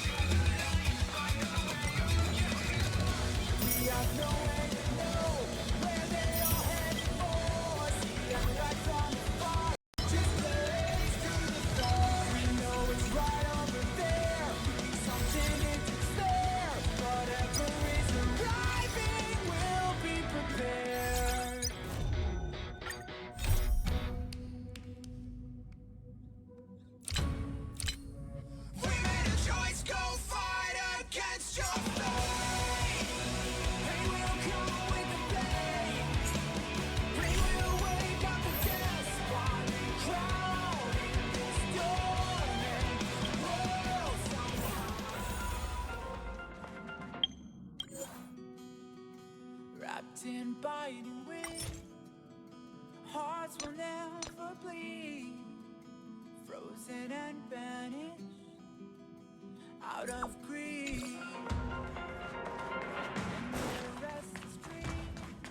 Welcome to the Interastral Good evening, everyone. Pulses flutter.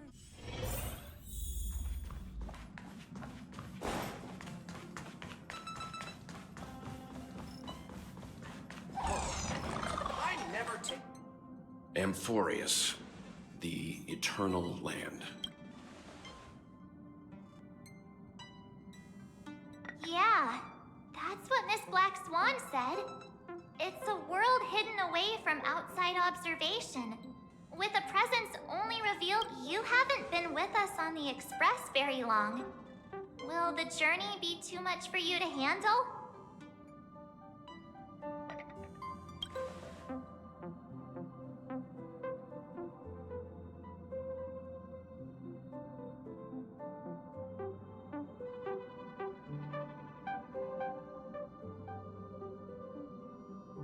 We should consider Pom-Pom's opinion, too.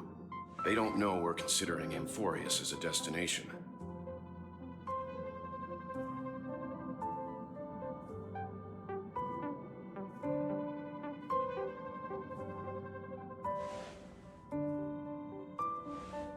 Yeah! Plus, even if we pass Amphorius over, we've still got a fuel problem to solve.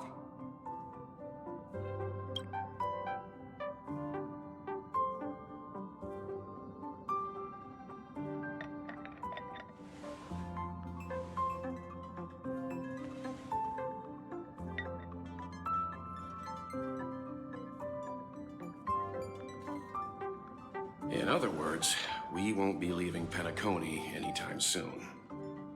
Or we could also revisit our previous stops to make sure that the astral charts and navigation routes are all functioning fine. I wonder if the hole in the Tychean Stadium has been repaired.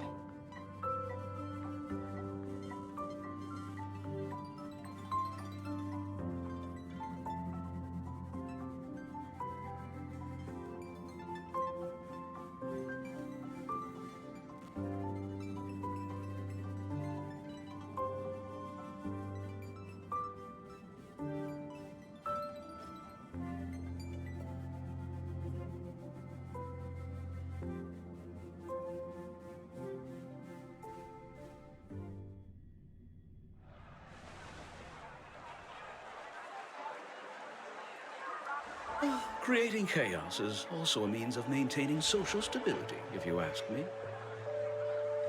If you have the time for mindless gossip, you're probably better off spending it on getting actual work done. They say this is all part of ongoing investigations. Is there even any point to doing this? The threat's long been neutral. They're just putting on a show. I mean, look at us. This sudden surge in inter-family cooperative efforts. It's nothing but a pretense for those outsiders, isn't it? Sounds like you've got insider intel. Now I'm curious. Are the stories going around true? Was the furor that broke out a while ago really a result of trouble within the Oak family? Those are some difficult questions. Didn't I just say that creating chaos is also a means to maintaining social stability? Now, who knows who's been fanning the flames? But there are a dozen rumors going around out there, each one more outlandish than the last. Oh, I've heard those. Conspiracy theories about how the IPC had orchestrated everything and... what was it again? That the chaos was only quelled because of an accident? Makes no sense. So what's the lowdown? Oh, the truth has probably been long buried under all the hearsay. All I can say for sure is that someone's taken the rap for it. You mean the former Oak family head? Bingo. Most of the blame was pinned on him when the Charmony Festival was abruptly canceled. Since then, not a single soul's seen him. Heck, forget his whereabouts. Nobody even knows if he's still alive. Talk about scary. For all we know, we might have watched something go down in history, like what happened to the Black Plum family back then, without even realizing it. I've heard another theory about that family head, though. I beg your pardon, sirs. Dreamweavers are carrying out inspections on the routes around here, and all affected facilities have been closed off. Kindly take a detour in the meantime. What happened? Is this because of the Stellaron? Jeez, are we Penaconians never gonna dream in peace again? There is no cause for alarm, sir. The Stellaron has already been sealed. This is just a routine inspection. A move to heighten security, if you will. Please rest assured that the family will do everything in our power to protect the sweet dreams of every guest. I see. We'll leave the two of you to your work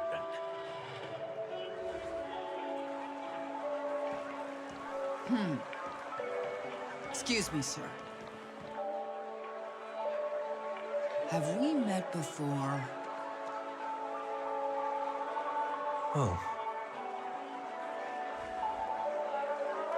Do you recall when or where we might have met?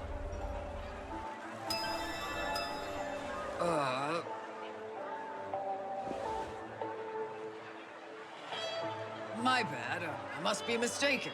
Sorry about that. Sweet dreams to both of you, sirs.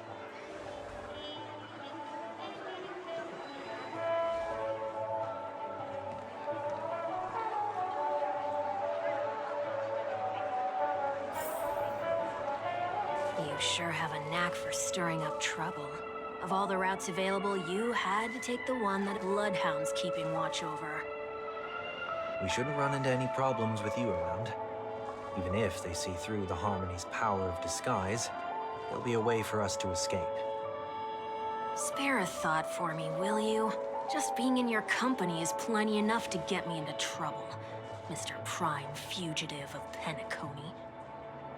And that is exactly why I need you with me. You're the only one I can rely on in Penacony now. The only one you can rely on, huh? What about her?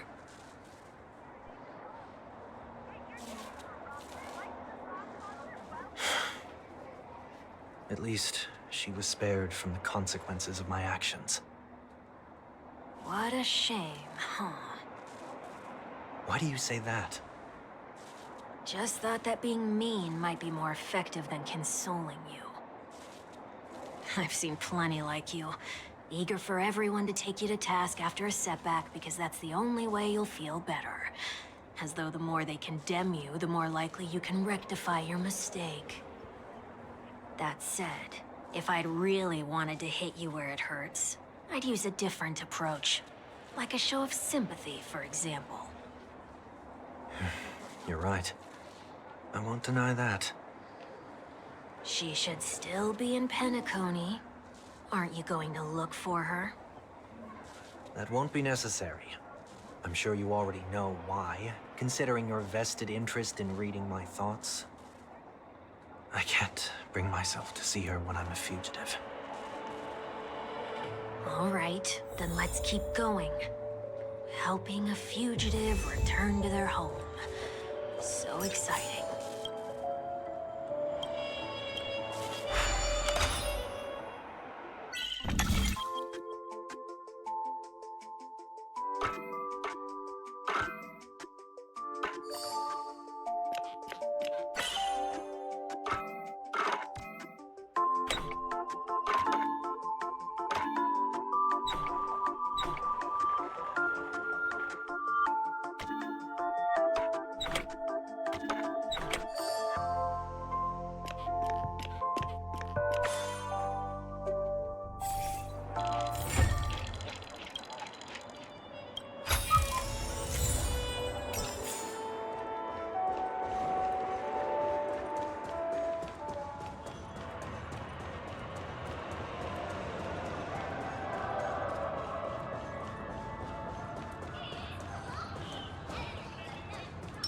Show your courage.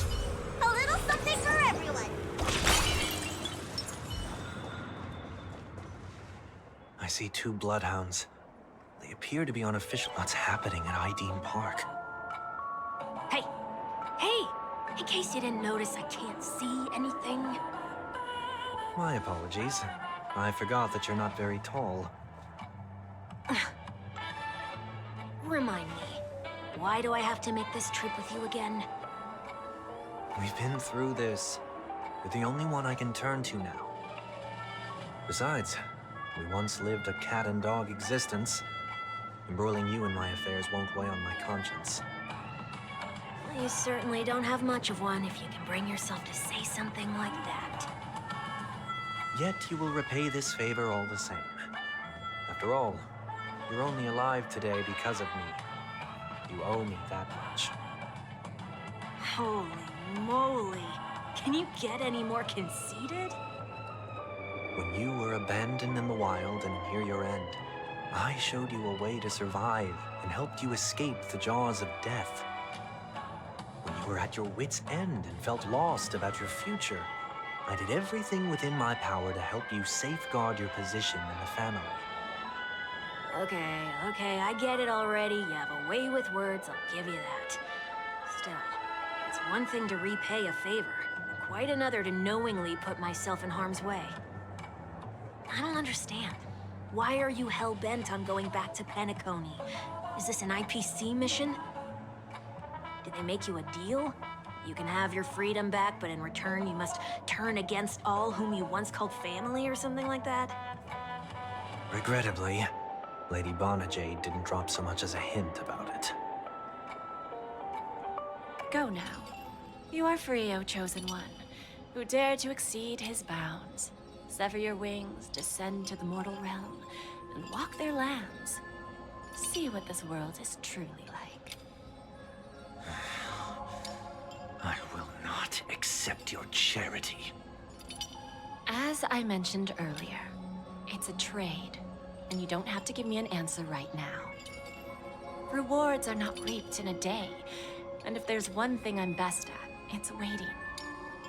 The sweet dream still continues, and the night is still long. You have plenty of time to contemplate your answer. She only left me with a most intriguing message before setting me free. As for whether I can afford the price of my freedom, I'll only know when I find out what it is. But nothing good ever comes out of being in the IPC's debt. I'll cross that bridge when I get to it. For now, there's still some time before that payment is due. So why not exercise the right to freedom that I've just regained? By walking straight into a trap? Or by making amends for past deeds. When it's time to go, this will be farewell for good. So, before I leave Penacony, I'd like to take some time to look back on all the events that have taken place. Can't you just look back on it from a distance? There's something else I want to do too. The embryo of philosophy may have fallen, but the order in Penacony wasn't built in a day. This sweet dream is likely to still contain residual traces of the Oak family's influence. Get off your high horse. The other 4 families are more than capable of working things out on their own. I might have gone astray, but others shouldn't have to clean up after my mistakes. Then you should also know that the IPC isn't gonna help you a second time. If you fall into the family's hands again, you're done for. You know how it is. Old habits die hard. The tie should be on the center line. The shirt must not protrude from the vest. Trouser creases should be perfectly straight and always aligned with the tips of your shoes. We should always ensure that everything is in order before walking out the door. The same applies when bidding my home farewell, too. But what has Ideen Park got to do with you? Don't tell me that the Founder is one of your disguises. I'm not that old. Oh, come on. Take a joke, will ya? Sorry, but park facilities are out of order. Refurbishment works are currently underway. Please come back again later. That sounds familiar. I'm aware of the situation. You can skip the report. What? What are you talking about? I mean... Mr. One Week, please excuse me. I should have recognized you earlier. I must be more tired than I realized. I want to know what's going on in there. You'll tell me, won't you? There's nothing much to say, actually. We Bloodhounds are just as baffled as you are. My guess is that it's simply part of the aftermath of the Stellaron incident. Aftermath? You are? Renowned workaholic, Mr. Workday. He works for me. You don't know him? Oh, I see. Pardon my ignorance, sir. Coming back to the topic of the park, let's just say that it has been recently observed that certain behaviors are not tolerated around here. What happens if you violate the prohibitions? It's baffling, but corrective measures will be taken. It's kind of difficult to explain. Maybe you'd like to see for yourself? Yeah, that works. Can you keep watch over the entrance? We'll go in and have a look for ourselves. Please take these notes with you. They may come in handy. You shouldn't have said that just now. It'll only make us look suspicious. Said what? Mr. Workday?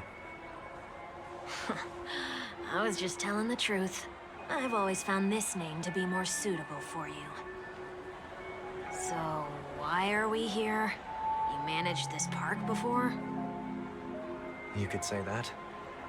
I was still a child back then. To become the bronze Melodia of the Oak family, I'd gone under Mr. Gopherwood's tutelage. We were taking a walk in the park like any other day, when he suddenly hit on the idea to have me manage the park. Within the domain he demarcated, my every word would hold the force of law. In hindsight, that was probably the first time that I enforced order. You rose through the ranks soon after. I take it that you must have done a pretty good job. Quite the contrary. I made a terrible mess of things. Fortunately, the tourist thought of it as nothing more than a spell of merrymaking.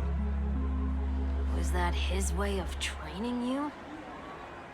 Perhaps he was just using an approach with lighter consequences to show me what he'd learned in life. But there is never an ideal paradigm when it comes to rules.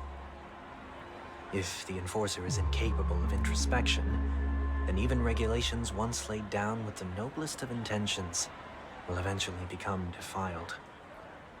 This place is no exception. The distorted after-echoes of the Order will only add to the chaos. Let's see what we have on these notes.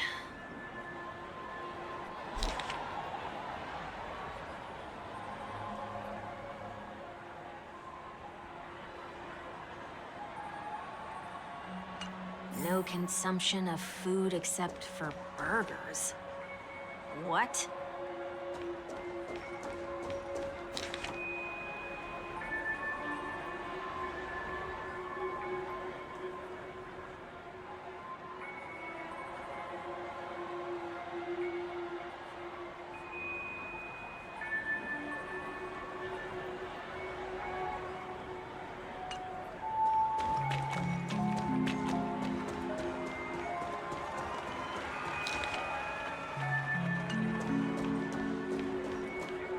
No consumption of food other than burgers, especially ice cream. Please tell me you didn't make this rule. I have nothing against desserts. The only reason I made that rule is so that people can learn to wait in line in an orderly manner for things, instead of shoving and jostling people around.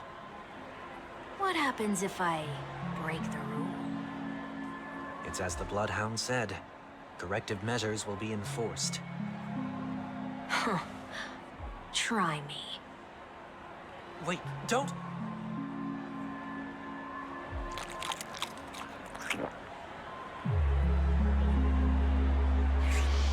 Ah. Huh. So, where are those corrective measures? That's odd. Didn't I tell ya? The family can take care of the issue without you having to get involved. Next on the list is the stage. Let's go and check it out.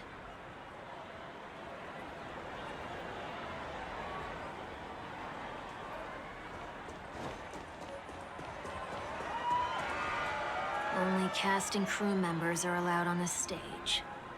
A surprisingly reasonable rule. And an easy one to test. Neither of us is part of the cast or a crew member. Let's try it out.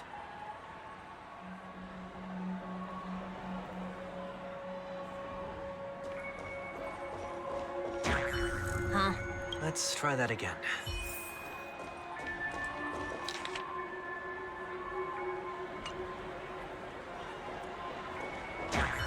What's going on? Guide those who have lost their way back onto the right path. Looks like this is an example of the corrective measures that the Bloodhound mentioned. It's exactly what I would have done back then. You've been iron-fisted since you were little, haven't you? Oh, wait a sec.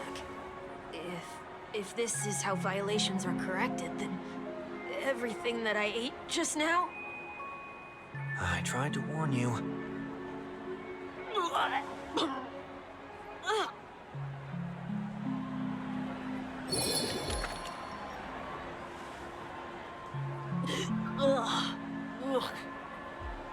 How do you feel? Now, I'm feeling murderous. In any case, say what you will, but I can't sit by and do nothing. Not when I'm the cause of all this trouble in Ideen Park. There's no need to involve the Dreamweavers. I'll fix these distortions once and for all.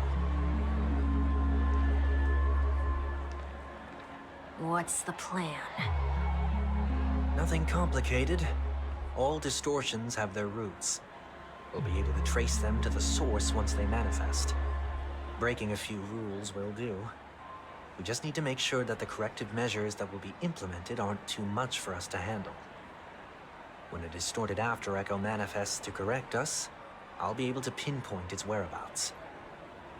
Then, I'll use the power of tuning to heal the dreamscape. So, can I take it that rules are meant to be broken now?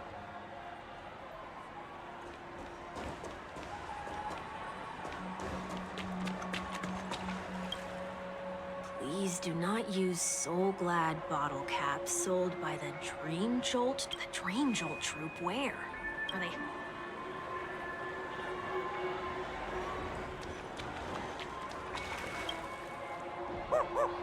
Oh, there it is. Found it. Just one moment.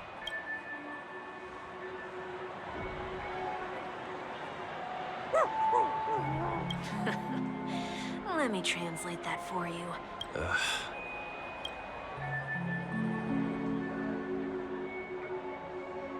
I'm afraid you're going to have to handle this if it isn't an... Handle this? Handle... Wait. Is that really all you... May I remind you that I am currently on the run?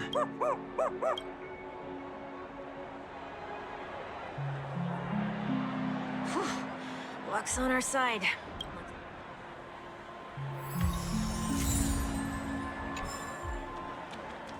Shall we give this capsule machine a try and see what happens?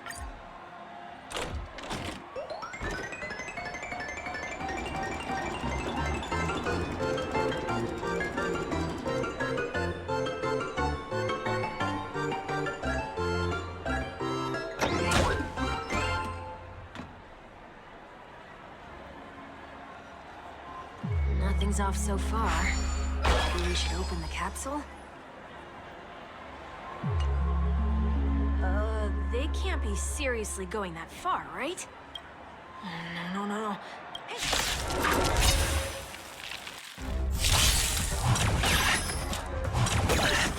You'll pay for this.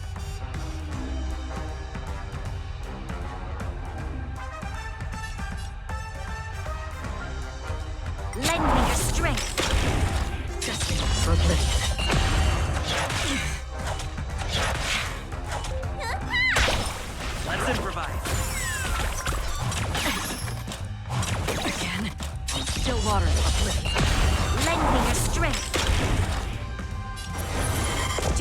defend! Crush them! Destined for oblivion. I weep for the departed. Its gates shall fall.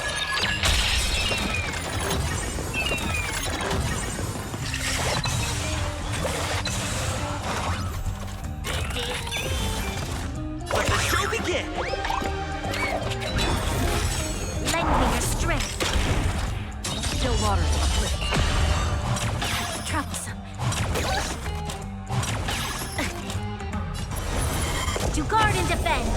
Crush them!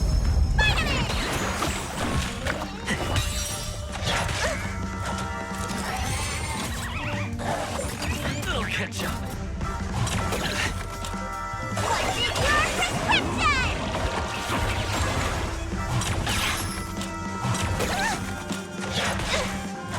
Destined for oblivion. Lend me your strength! Still waters of oblivion.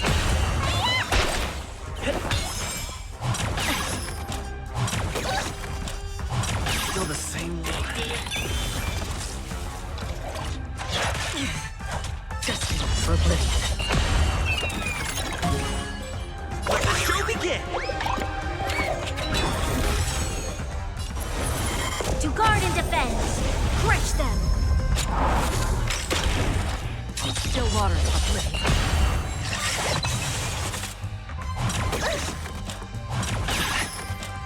What's your prescription?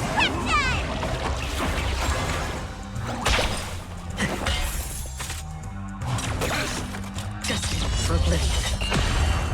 I weep for the departed. Its gates shall fall.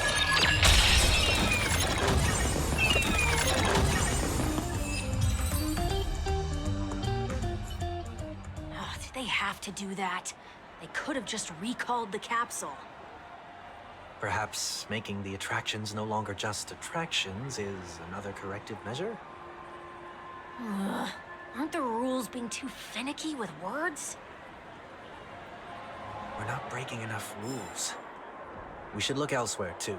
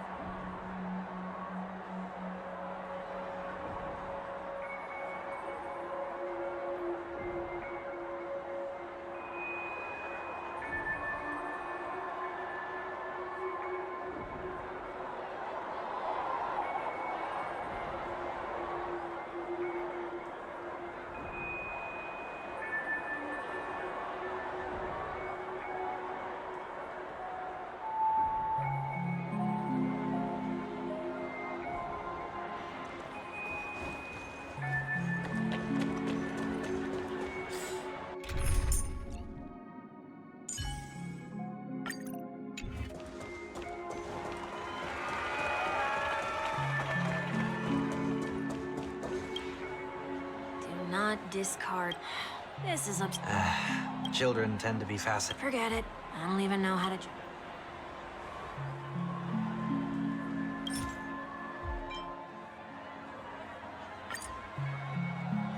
Something's happening.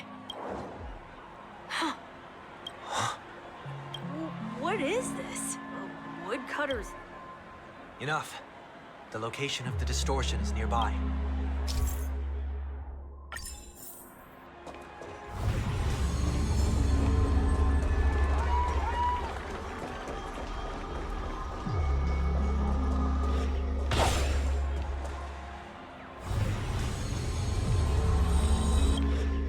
Oh, there it is.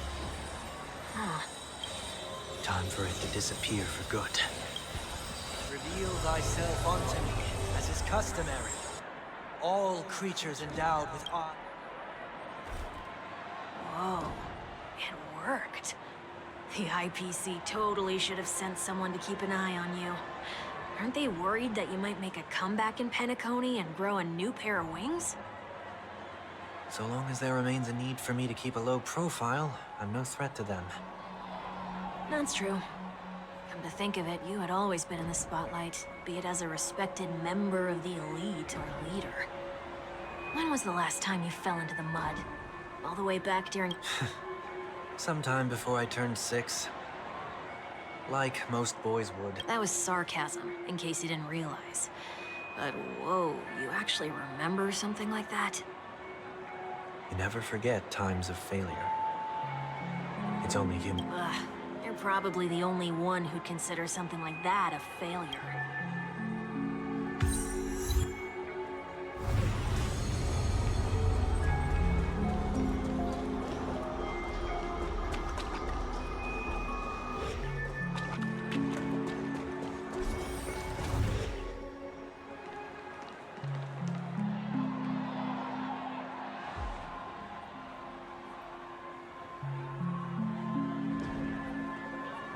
What is it this time? Just looking back. But nothing's there. That's the whole point of revisiting a place. When I look at everything here, the memories are so fresh, it's as if it all only happened yesterday. When the younger me tasted failure here, I ran myself ragged to fix the mess. I thought myself no longer the same person as before. But it looks like I was just going round in circles. I'm glad for this chance to look back on my past in this way. Come now. We should go. This will be a long farewell.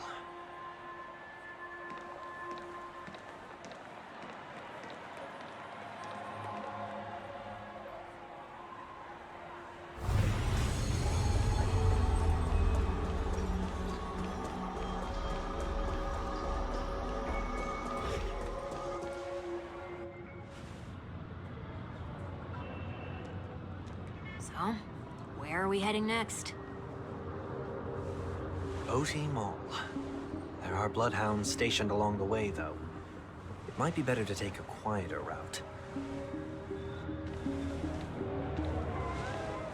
I don't mean to meddle, but I'd advise you to stay away from that place.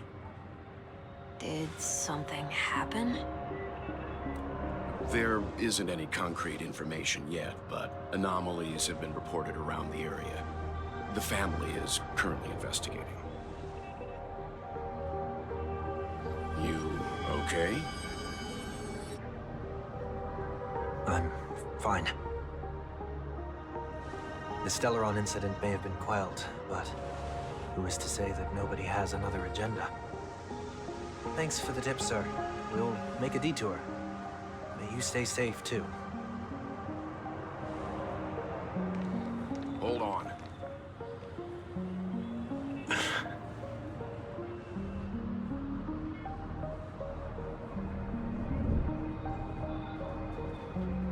Sweet Dreams are technically safe, but it would be wise to look out for oncoming vehicles.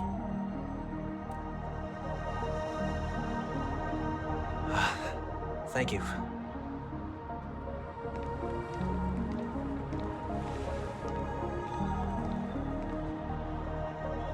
Whew, that was no ordinary passerby.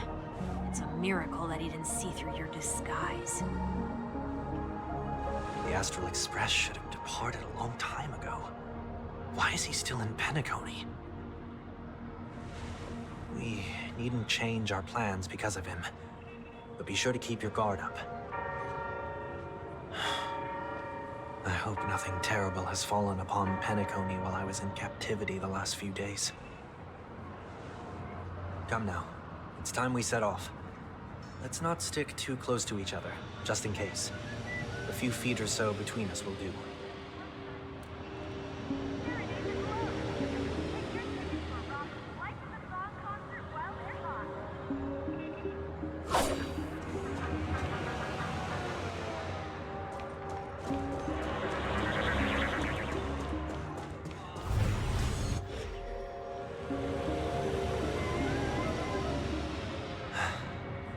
Seems I let my wishful thinking get the best of me.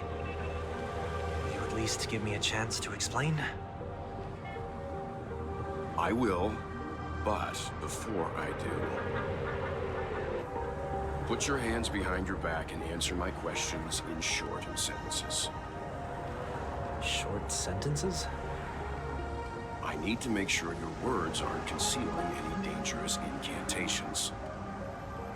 I can't believe I've left everyone with such a peculiar impression of me. Please, believe me when I say that I didn't come back here with ill intent. Penacony will never experience the Order again, either.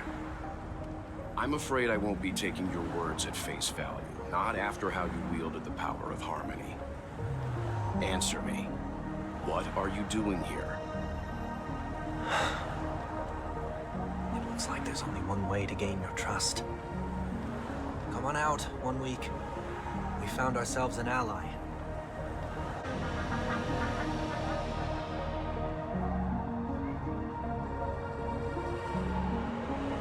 So, it was the IPC that freed you.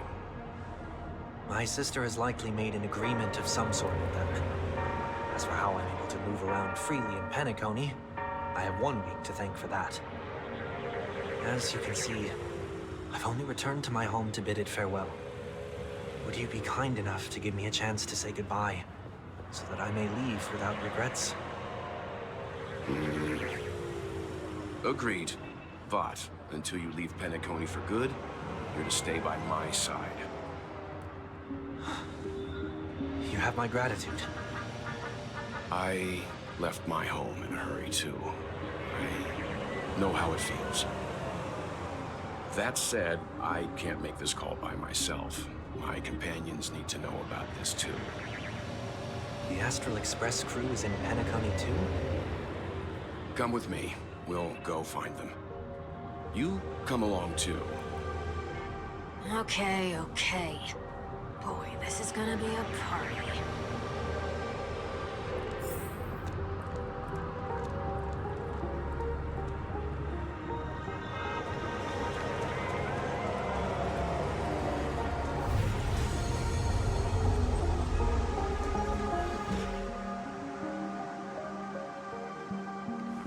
We're here.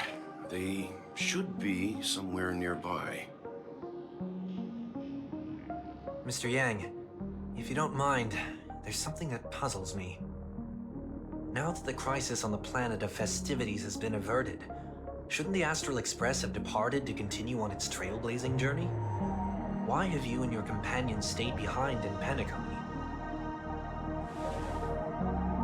Could it be that someone stirred up trouble after I left? And if that were indeed the case?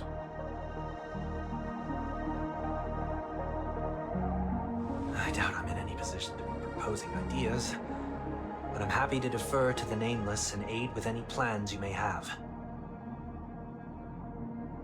There's no need to worry. All is well in Penacony. Our reason for lingering here is a certain unusual passenger. A passenger? The Express has been commissioned to send a passenger back home. We're just resting up in Penacony for a while before we depart.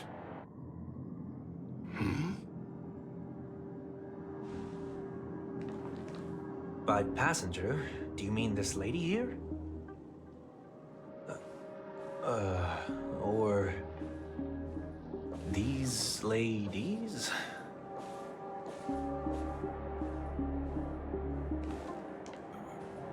This... how? You're finally here, Mr. Yang. We have a huge problem.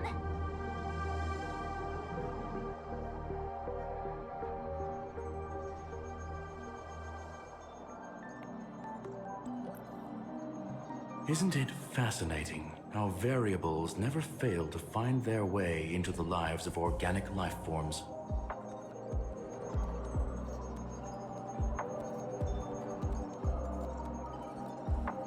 I have no interest in the Harmony's celebration, so it's only natural for me to turn down the invitation. But it looks like my decision also cost me the front row seat to all of your exciting adventures. Conclusion: there is likewise a downside to pursuing reason.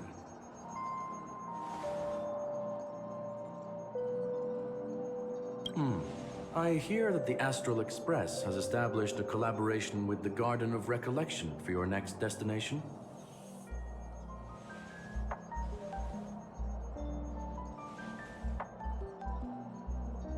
Could there be more to it? Logic. The average Pathstrider wouldn't leave any trace behind in the Garden of Recollection's mirror. It's a pity we do not communicate much within the Society. Not to mention we've lost most of our members to the Lord of Silence. I have never heard of Amphorius, however.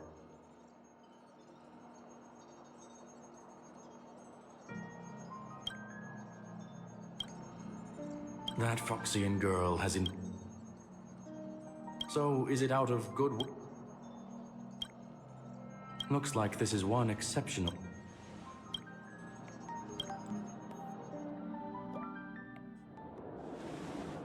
So, is anyone gonna tell me what's going on? March? Oh, about that.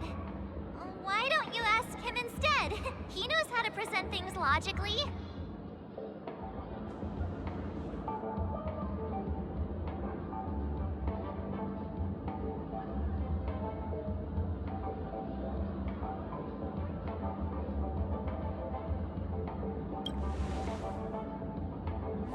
Not now. Of all times. Forget it. I'll tell you. We walked around with Miss Ting-Yun for a while after separating from the rest.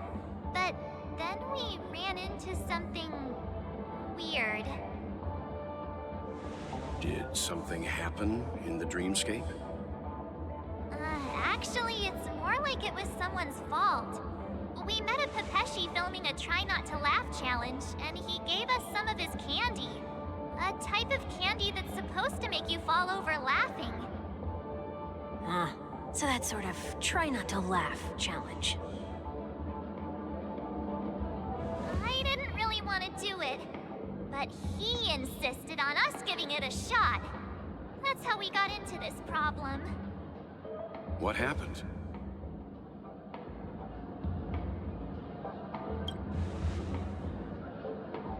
Oh, come on, stop interrupting. So, we had some candy, and we're so happy we rolled around on the ground for a bit before standing up. But once we did, we realized Miss Ting-Yun ate the candy too. But she only sneezed nonstop. Achoo! Achoo! Sneeze after sneeze. And before we knew it, she multiplied into several Ting-Yuns right in front of us. What's your take on this? The dreamscape is a Memoria world. It is likely the candy triggered her hypersensitive mind, causing scattered memory fragments to dissociate and become entities themselves. There is no cause for concern. We've experienced similar incidents from time to time in the sweet dream. Mr. Yang? Who's this? It's okay. You can reveal yourself now. I was only being careful, or we would have been stopped by the Bloodhounds more than once on our way here. Help me remove my disguise. 1 week.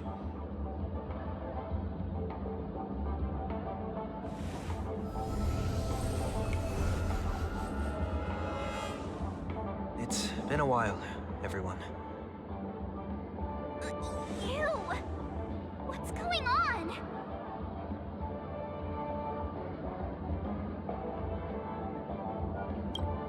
Everyone, stay calm. I'll explain.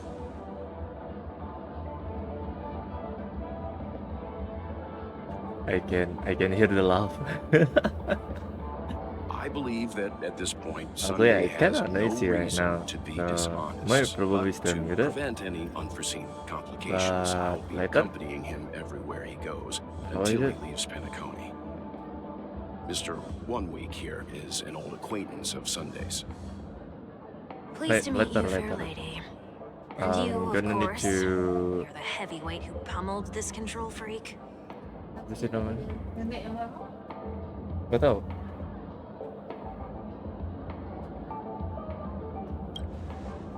The surprises just keep Tiba-tiba pouring tiba in. kamarku kejatuhan First kelabang. there was Waduh. Miss Acheron, What the hell? and then Miss Ting-Yoon. Why does it seem like Mr. Yang always comes back with some extraordinary guests? Let's leave this discussion for later. Masa For now, muted we first? Ya, should be bentar ya. focusing on returning Muted Miss lagi. Ting-Yoon to her normal self.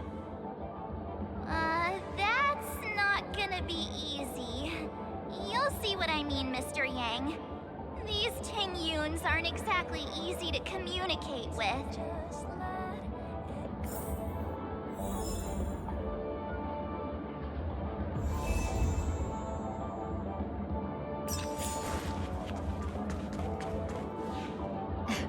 Miss March 7th, have you taken the time to consider my suggestion?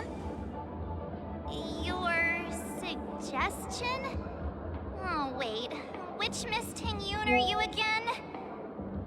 It's me! I'm the one who wants every Ting-Yoon to come together to form the Ting-Yoon Merchant Guild. How often do you get the chance to work with yourself? Just imagine how in sync we'll be with one another. We're bound to thrive and prosper.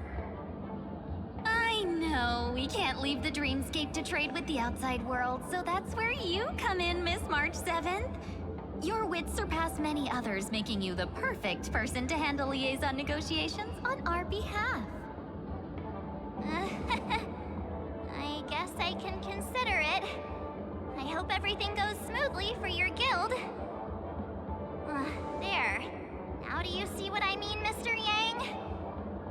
There does appear to be an element of her talking to herself. Forget about it. How are you gonna clone your bat? Mr. Yang mentioned the Express's next voyage is to send a passenger back home.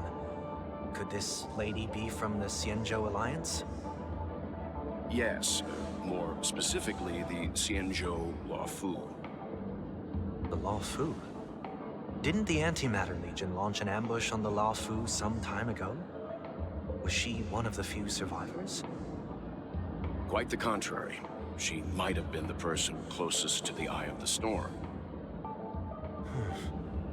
Looks like there's a lot more to this story. Story for another time. As host of the Dreamscape, do you have any suggestions for fixing this problem? I don't have much to go on now. Perhaps we should talk to the other Miss Ting-Yoons here.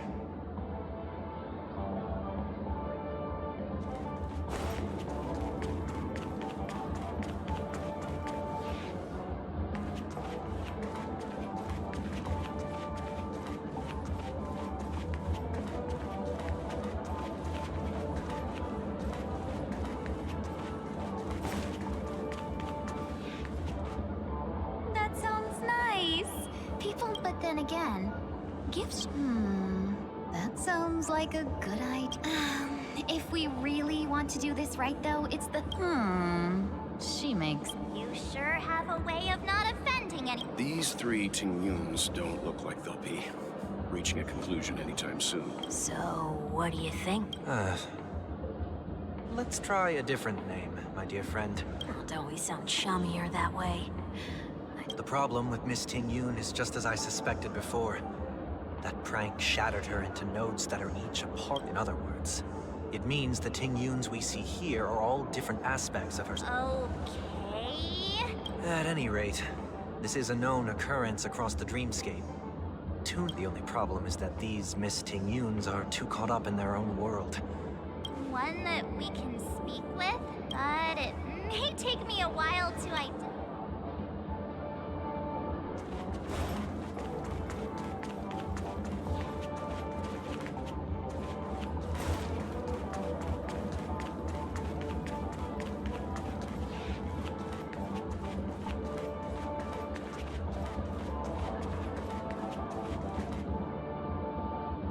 Huh? You can't fly?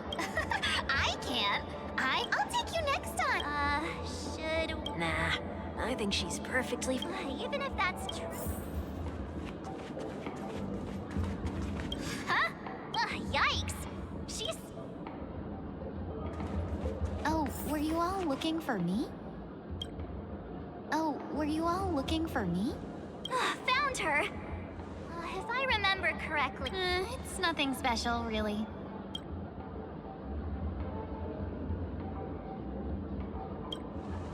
She ought to meet your one we can properly speak with requirement, right? Worth a try. My lady, if I may, I wish to perform a tuning on you. Before you start, you should know that we're keeping our eyes on you.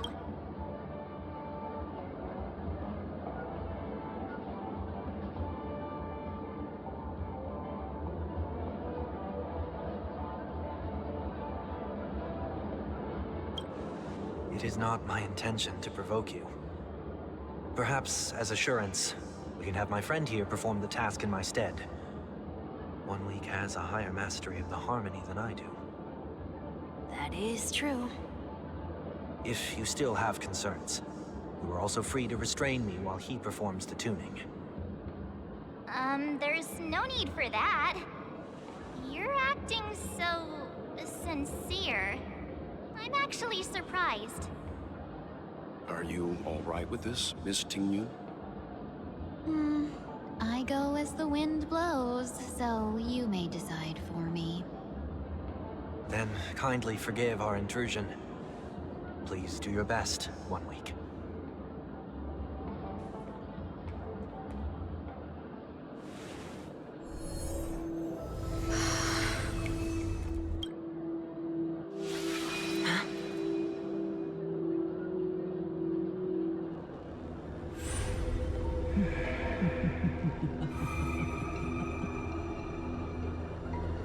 What the... Did any of you hear a voice just now? A voice?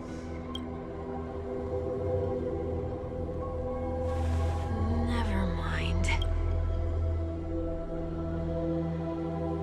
Look! It's working!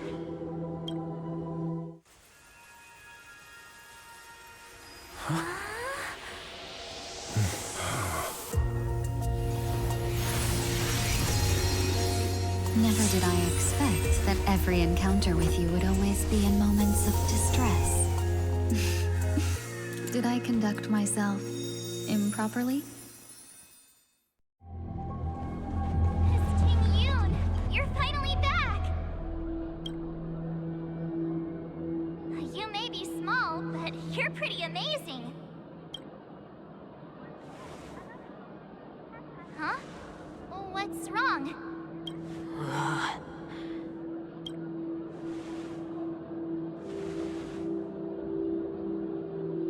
It's nothing. Just a trivial matter.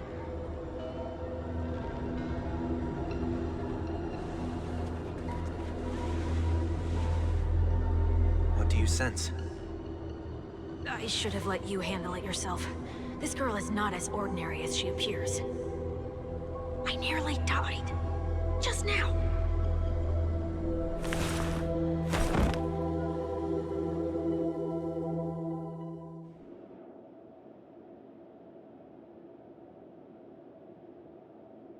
Don't be afraid.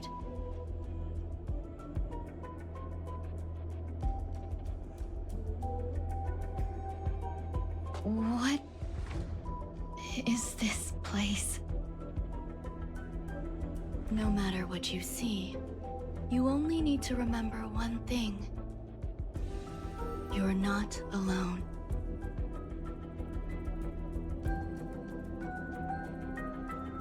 Who are you? Okay, I need to unmute for this one. Who am I? Is this Ting Yun? Is this Ting Yun? Ting Yun? Gue? Gue? Gue? Is that where I came from? What? Is this Gue? And where does this path lead? Are we gonna use it? Gue? Google story. Oh, it is. Okay. Wait. Oh. Healthy. Benefactor, let me lend you a hand. Have to. No, why not? Is this? Yeah. That looks Okay. so familiar. Okay. Does she want to lead me somewhere? Wait.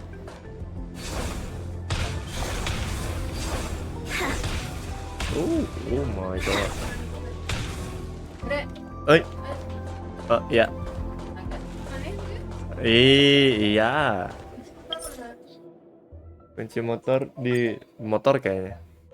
Cantik kan gue? Cantik banget. Tapi aku AFK dulu bentar ya.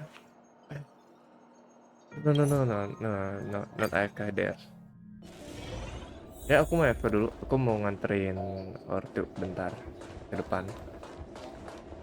That looks so familiar. Okay, stay here. Does she want to lead me somewhere?